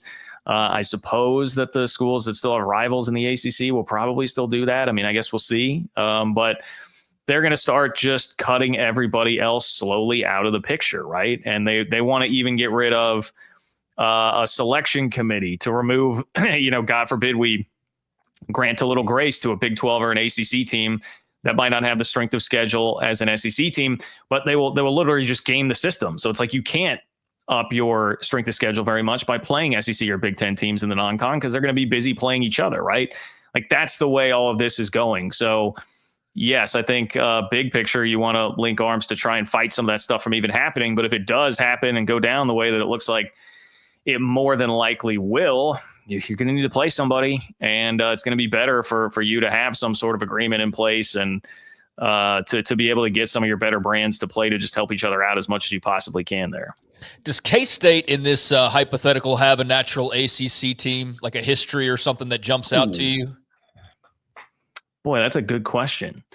Because everybody wants to play Miami and Florida State and Clemson, right? But when you actually break it down, especially Florida State right now, everyone wants to play them now. Yeah. Look at that easy win. But UCF, Miami, they're in the same state. That makes sense. But I think with Paul's practice there was like there's just not a lot of natural, so you'd have to come up with stuff. So I was just curious if K-State had like some old rivalry with Syracuse or something like that, that they could build on. The only thing that really jumped into my mind was, I know they just recently played in the Pop-Tarts Bowl, but like NC State, I feel like is kind of a kindred spirit sort of school, like ag school. Actually, the current university president at K-State, Richard Linton, he came from NC State. And a part of that was like, trying to find an ag school president, somebody who fit that bill. Athletic programs, I feel like sometimes like sneaky good, like better than people give them credit for. Certainly like Dave Doran with NC State football, maybe like a Bill Snyder light, kind of what he's been able to do there over a long sustained period of time with success. So that one comes to mind. I don't know. K-State had a home and home with Miami not all that long ago. I guess I say that. It was the Colin Klein era. I'm getting old, boys. But, they smacked around Miami a couple of times, beat them at Miami, and then really destroyed them at Bill Snyder Family Stadium. So I would certainly take up playing Miami again. But NC State, to me, is the one that I guess kind of jumps out there. John, a couple of things. There's this, people love pecking orders. And when all the realignment and conferences started to change with Texas OU, and then eventually the Pac-12 falls apart, then breaks apart, there's this like, okay, you have the SEC, the Big Ten, either direction. Big Ten actually has a bigger TV deal. A lot of huge schools. The SEC, they will tell you, hey, we're good, and they backed it up. But then there's that, well, who's the third best Power 4 conference? I've thought it was the ACC. Not always, but I've just thought because they have a lot more alpha names, dogs, blue bloods. And now they're making more money despite a bunch of fracture between that conference. So is the ACC a better conference right now than the Big 12? Yeah, I think it's such a complicated question to answer because if you're going by, like I mentioned a moment ago, like, sheer football, like brand power, which is, we all hate it, but that is the best currency that there is in college athletics. Probably not the way that it should be, but it's the way that it is. And to some extent, that's the way college athletics always have been. If that's the currency, then obviously the ACC definitely has that in spades over the Big 12. Obviously we know about Florida State. You look at, Clemson this year has drawn a lot of hype preseason about being a potential national championship contender. Miami just signed the number 1 recruit for the class of 2026. They definitely win the brand battle in spades. The argument, I think, for a long time, if you were going to be more on the Big 12 side of things, was like, well, yeah, okay, but how much does that mean when you're openly fighting 4 lawsuits in a couple different states, and you've got one of your schools is literally in a public board meeting that's being streamed, just saying that they're going to leave you, they're going to ditch you, like get your house in order. It's always been the stability thing with the ACC, and they have some more now in the short term, but they also kind of just like signed up for their own death almost in 2030. So if you're going to factor that in, now we're having a completely different discussion here. As far as the money goes, my thing on the money was like, I'm not really that surprised that they're, at $3 to $5 million a head, basically in average payout right now per team than where the Big 12's at. But that's going to change so much because they've got the brand initiative and the success initiative coming in now. So like, I know the Ross Dellinger reports, I think were like the teams at the bottom could be losing up to like $7 million per year off of that payout. So my take on that was like, okay, well, if we're going to compare money and if the ACC really wants to beat its chest about money, what's probably going to happen is that Florida State, Clemson, Miami, I guess maybe this year, North Carolina with Bill Belichick viewers, if he makes it to game 1, we'll see. But, they're going to line their pockets a little bit more because of the brand initiative, the success initiative. And then you're going to have like 3 or 4 schools that are doing much better than everybody in the Big 12 and the rest of the ACC. But 80 to 90% of the ACC is going to be at or below Big 12 levels in terms of payout. So it's really just a bunch of teams that are in the same boat minus a couple really big brands that are still there in the ACC and that are the cause of the instability. So I don't know. I don't get too hung up on the money part. Like if you ask me, if you really, hey, gun to my head, you got to give an answer, forget all this nuance. You want to talk for 20 minutes, just give me an answer. Which one's the better conference? Like, I think the football brand power speaks for itself with the ACC right now. It's just how long is that conference going to still exist and be a thing? And right now, the Big 12's game has kind of just been one of like survival, man. Just hang around, wait for other stuff to blow up, collect everybody else, and keep on moving. The other question I think you have to ask is post expansion, the Big 12, obviously their brand took a hit, losing the schools that they've lost over both of the different realignments that they've had to go through. But additive, what was better for their conferences, I would argue that what the Big 12 added was better for their conference than what the ACC added. Not SMU necessarily. I think SMU actually was kind of a fit when you think about everything about that school and a lot of the ACC schools. But Stanford and Cal were just kind of all right, might as well. That's how it's always felt to me. Well, they had to end up somewhere. Yeah. I guess Though Washington State and Oregon State did not. John, last thing, and I know we got to go. Brett Yormark has made more money last year with his salary, whatever else the structure, than even Greg Sankey. Did he earn it?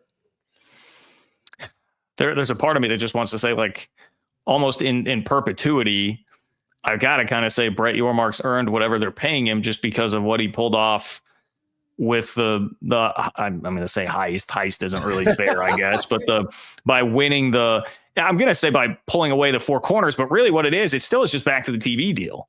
I mean, it's really like back to when he was first on the job, like getting in with that TV deal when he did, which set in place everything that happened after that. You got to give him credit too for like getting in, working on Colorado, twisting Colorado loose and, pulling them off, which further destabilized the Pac-12. There were other things in there too. It's just, with the big picture thinking of that, like he kept the conference alive. Unless it gets way out of hand, I'm going to have a hard time saying that Brett Yormark is not earning whatever money that he's being paid just because he kept the conference alive and kept it moving. And I have these debates with people a lot because I know there are a lot of people that get frustrated with some of the things that happen in the conference that they don't like. And I will be the first to admit, I was really critical of the Big 12, like when they had the tiebreaker issue a couple of years ago when let's call a spade, man. They didn't have it written well. It was messed up. There was a typo. So it led to a huge issue. And then they changed it in the middle of the season and then gaslit everybody and said they didn't. That's not great.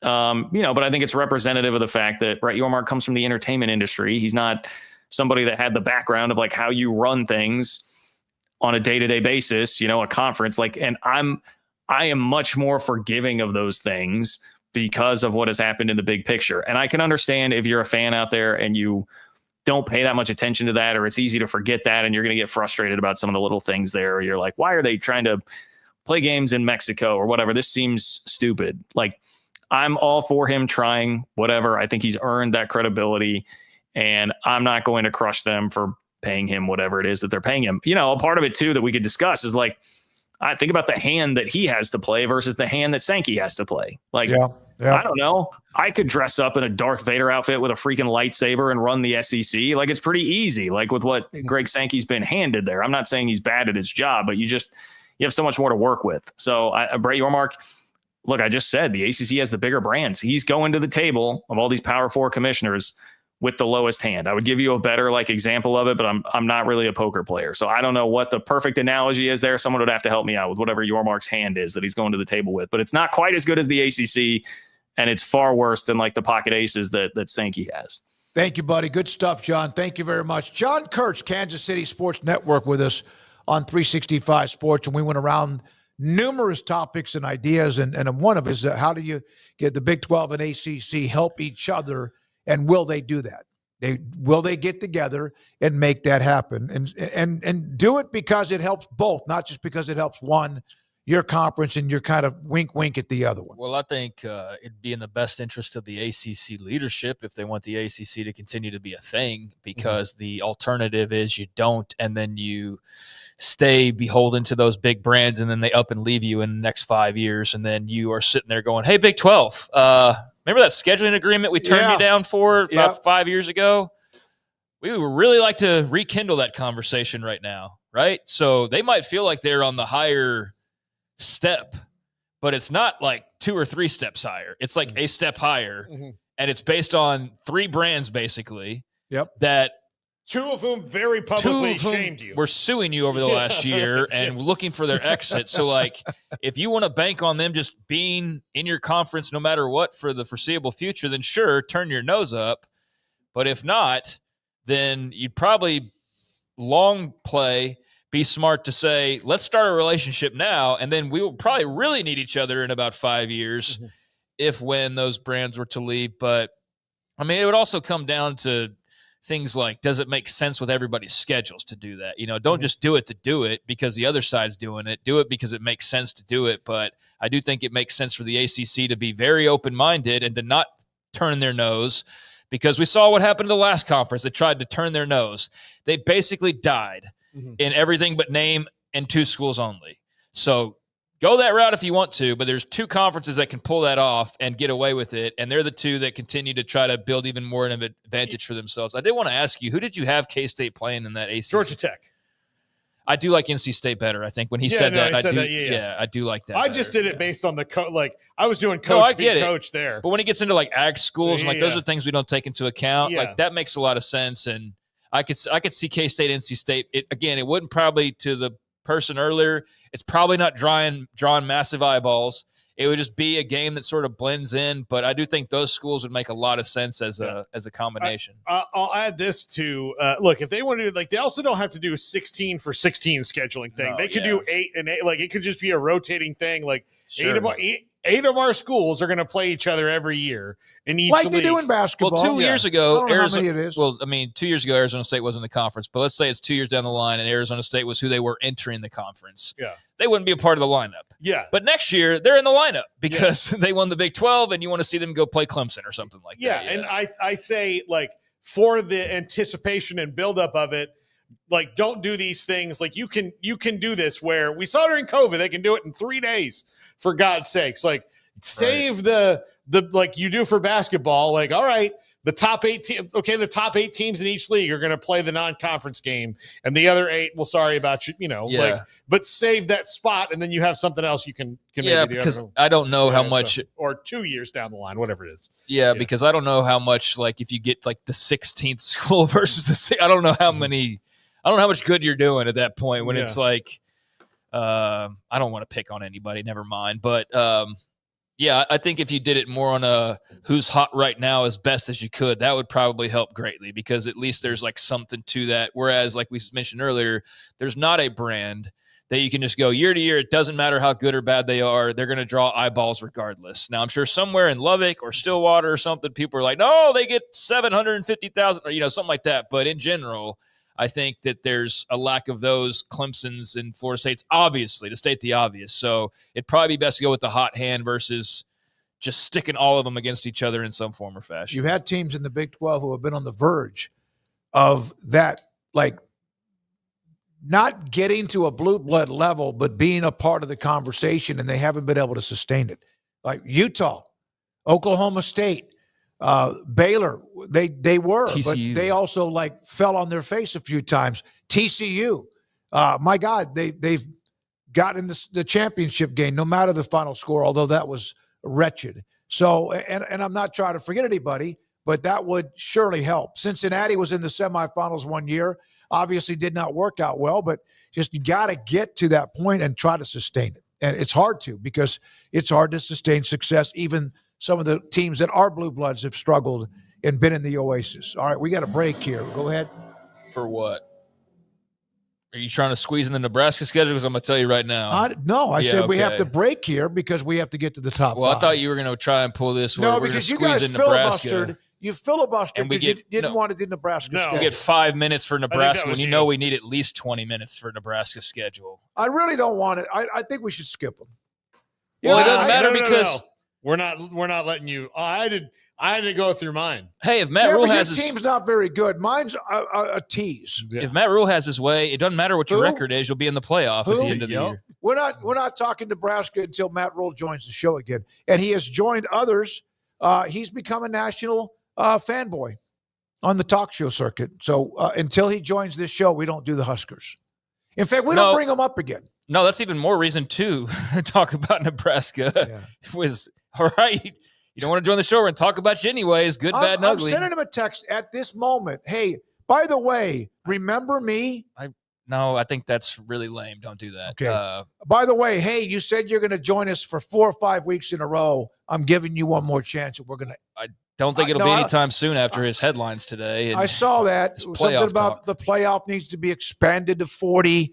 And even then, they wouldn't have got in. Well, I need to actually look at the article and not the clickbait that we get a lot of the times now, especially from the quote-unquote more reputable websites are just as guilty of it as anybody else. And so I need to actually read what he said and not just what the big, shiny graphic said that he said. He does. He's a good quote machine, whether you like what he says or not. But, I mean, he needs to take them to the next level, or he needs to just kind of like calm things down. But we'll get him on soon. Maybe tomorrow. I don't know. We'll see. So we'll take a break. Paul Catalina at his top 5. Appreciate our guests today, including Scott Wright on Oklahoma State. That was worth it. Joshua Perry on many things Big Ten. That was great.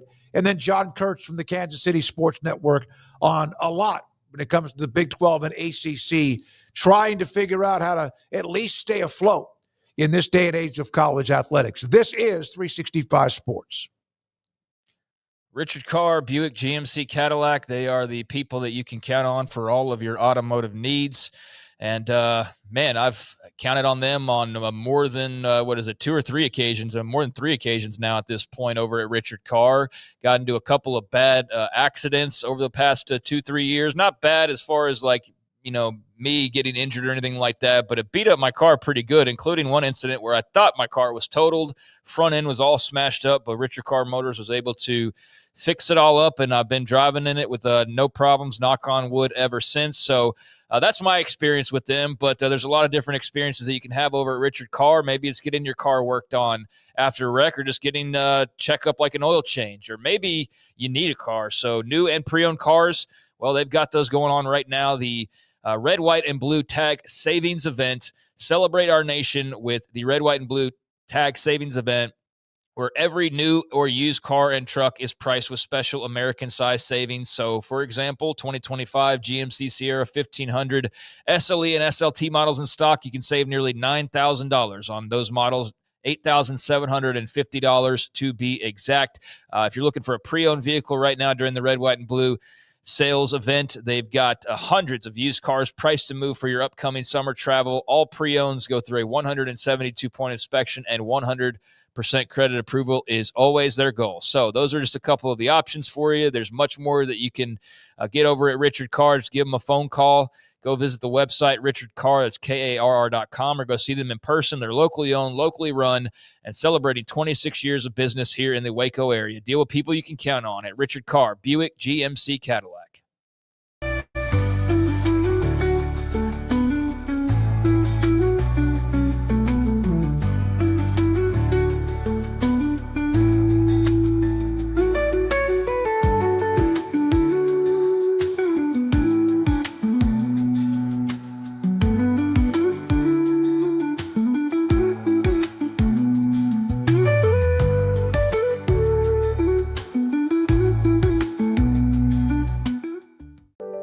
Overwhelmed by your inbox? Clean Email is here to help.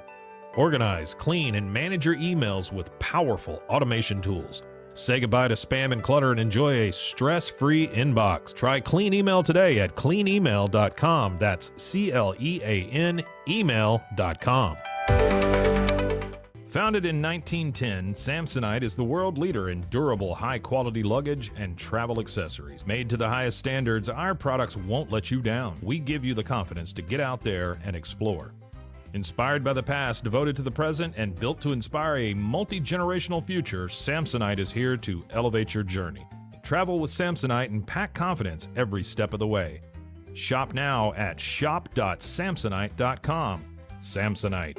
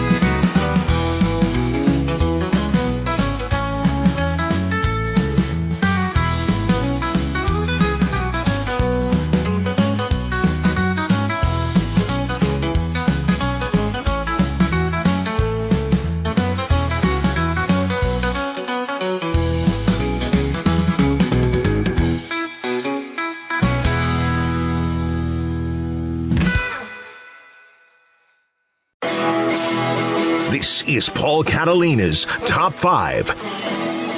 Welcome into Paul Catalina's Top 5. This topic suggested to me by one Garrett Ross based on a discussion we had on the show a couple of days ago. Top 5 venues with an aura.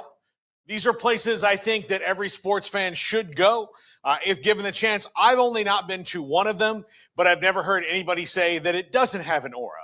So I will take secondhand aura on that one. It's number 3 when we get there. Number 5, one I've been to a couple of times, Madison Square Garden. Look, this is not just a basketball venue. It's a hockey venue. It's a music venue. It's a legendary comedy venue.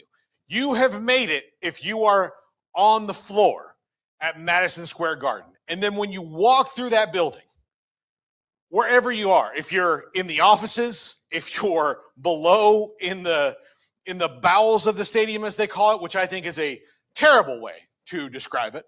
But if you're in the lower part, just walking around the ramps and entryways, if you're out on the floor, if you are in the press room, if you're in the stands, if you're at the concession stand, you can feel Walt Clyde Frazier, and you can feel Mark Messier, and you can feel all the great college basketball that's been played there, and you can feel Sinatra, and you can feel, name the comedian, the big-time comedian that's played there. You can feel it in the walls. It's just such an amazing place. And, of course, it's right smack dab in the middle of the chaos of New York City, which when you walk out, Penn Station's there, you walk out and it's just bananas. If you've never been to an event at MSG, I highly suggest you go. It's really unbelievable. We did 2 days of shows just from, essentially the cubicles. And even during that, you walk out in the hall to go to the bathroom and you're like, oh, look, there's a picture of Louis Armstrong. Just crazy, crazy stuff. Number 4, Wrigley Field. By the way, this is just a total coincidence that I clicked on this and my favorite band, the Foo Fighters, was playing there. But I would love to go see the Foo Fighters at Wrigley Field. Wrigley is truly one of a dying breed of old school stadiums. And because of where it is, because it is a place that hosted the lovable losers for so long. The Cubs went so long without winning a World Series or really even getting close. And it was this day game haven, and people in Chicago would knock off work and go down to the north side. All the neighborhood around it is amazingly fun. I'll just tell you, as far as the aura goes, I might have missed out on some of it because I had at least 22 beers the time I went there. It was a lot. And you go in the stadium and you have a beer per inning. And then you go out and you have 2 beers per, somebody comes around. I met friends there. Not that I keep in touch with anymore, but the Cubs won and everybody was happy. And so everybody was buying everybody beers. It was quite an unbelievable thing. Number 3, Notre Dame Stadium, Touchdown Jesus. This is the one I personally have not been to, but I had friends who played football at Notre Dame, who played baseball at Notre Dame, who just went to Notre Dame. I have tons of people I know who just go to games there. This is maybe what happens with growing a Catholic. Whenever someone goes to Notre Dame for a game, they come back like, oh, you got to go. You got to go. It's unbelievable. It's like living Rudy in real life. It's unbelievable. Beautiful campus and, of course, Touchdown Jesus and, the only college football program that really gets to make its own rules. There is Notre Dame. And I say that not with malice. I just say it like they are so big and so important that they, get to kind of make their own way about this whole thing. But this place has a magical aura to it. A lot of great things have happened in that stadium. Number 2, Allen Fieldhouse. Just made my first trip there in 2024. And if you want to talk about the mecca of basketball, I know was what we talked about MSG, but if it really does feel truly you are in the birthplace of basketball when you walk into Allen Fieldhouse.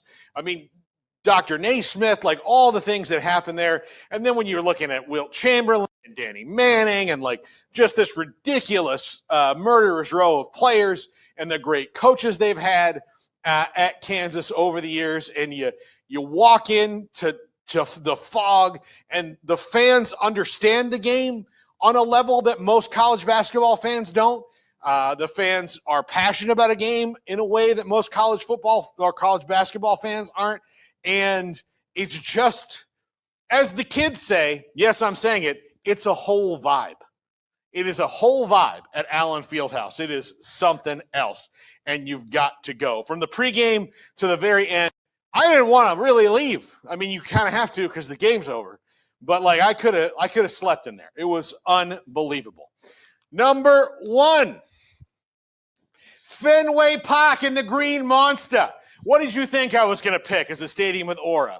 I'll tell you what has aura. The Green Monster has aura. Think about the people who've put dents in that wall. Babe Ruth, Mickey Mantle, Manny Ramirez, David Ortiz, Carl Yastrzemski, Joe DiMaggio, Ty Cobb put dents in that monster. It hasn't changed. And look, Wrigley Field and Fenway are unique in that they're very old parks, but at least as the fan experience goes, they've kept them up so it's not a dump. You're not walking through something going, oh man, this was great in Roman times. It's not like the Roman Coliseum or anything. It's a really fun place to go watch a game.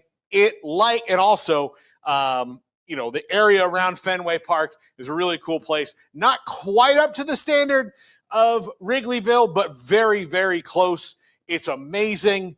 The fans are very passionate in a good way and a bad way. Boston fans are crazy. But again, if you asked me one stadium I had to go to for the rest of my life, it would be Fenway Park right there. And of course, Dustin Pedroia makes the top 5 for the first time. One of my favorite Red Sox of all time. Frank Thomas put a dent in the Green Monster. Bo Jackson put a dent in the Green Monster. Anybody who's pulled the ball and hasn't made it over the wall, think of the names of the dents. And here's another thing I'll tell you. Think of the left fielders. There's actually a bathroom in the Green Monster. And I didn't think of this at all until Manny Ramirez ran in there one day to go to the bathroom during a game. But think of the guys who have peed inside the Green Monster. Roger Maris. More. I can keep going. Hank Aaron has probably peed inside the Green Monster at some point, even though he was in the National League. But still, probably done it. Johnny Bench, even though he's a catcher. Sometimes you got to go where the closest one is. I don't know. That's going to do it for the top 5. Andrew's polls are coming up next. This is 365 Sports. Smokey, feed the people some data. All right, here we go. And Andrew Valade gave me his middle name earlier today. He's now A.T. Valade, by the way, on Twitter. Are you glad the NFL didn't ban the tush push? I said yes. Yeah, me too. 46% of you said yes. This is pretty good here.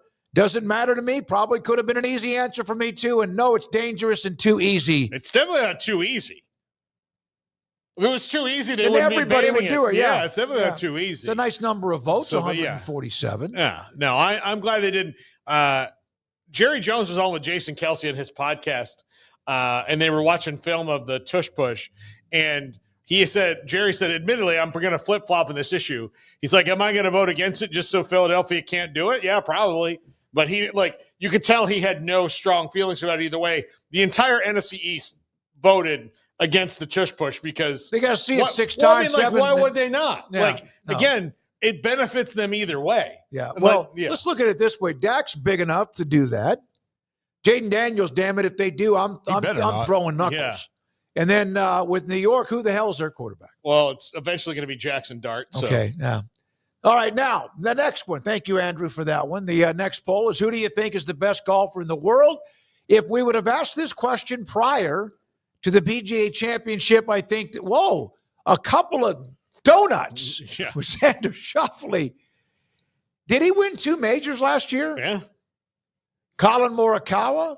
Holy crap, look at that. That's almost a shutout all for 66 votes were like, yeah, that was last year, Sandy. I just don't think it's particularly close right now. I don't think that. I mean, I'm surprised Rory even got 18, honestly. Rory, though, has 3 titles this year. One at Pebble Beach, won the Players' Championship. and then won the Masters. But Rory was a no-show at Quail Hollow. Yeah, basically 82% Scheffler. I'm just surprised that you don't like it's not 80%, and then like Schauffele didn't have 2. Yeah, a vote or 2. Yeah, so. But as far as the term right now, yeah, Schauffele has had to deal with and Scheffler even had a little bit of a hand issue he had to deal with. But there we are. That is it. Have we had a shutout before? I think that's the first one. Yeah. Wow. Couple of donuts up there for those two pretty good golfers who are pretty good in the majors too. Emery Winter is dialing up 365 Sports tonight, 10:30 on the CW. If our poll was, do you like pizza? Like there'd be some people who would say no. I mean, that's why it's surprising. I'm lactose intolerant. Yeah, exactly. Or cauliflower crust. Although some I don't even get. I don't get it. I don't get it. That's a crime. Why would you do it? That's a crime against humanity. You know, Andrew's dad, John, is trying to convince me that the cauliflower crust is good, and I told him to shut up. I said no, I can't. Yeah, and I said no, I'm not gonna stand here for your slander. You told him. No. Well, we know who runs this place. Garrett, thank you very much running the mothership, weaving throughout the segments, graphics, everything, including guest. And Andrew Valade, thank you, sir, for the polls and doing all what you do to slam a bunch of content up in the stratosphere. All of you, thank you today. We appreciate you being a part of our show with the Twitter at 365 Sports YT and also on YouTube, 365 Sports. We appreciate your time. We're back again tomorrow. For Craig Smoak and Paul Catalina. And for you, this is our show, Together as a Family on 365 Sports tonight. Good night.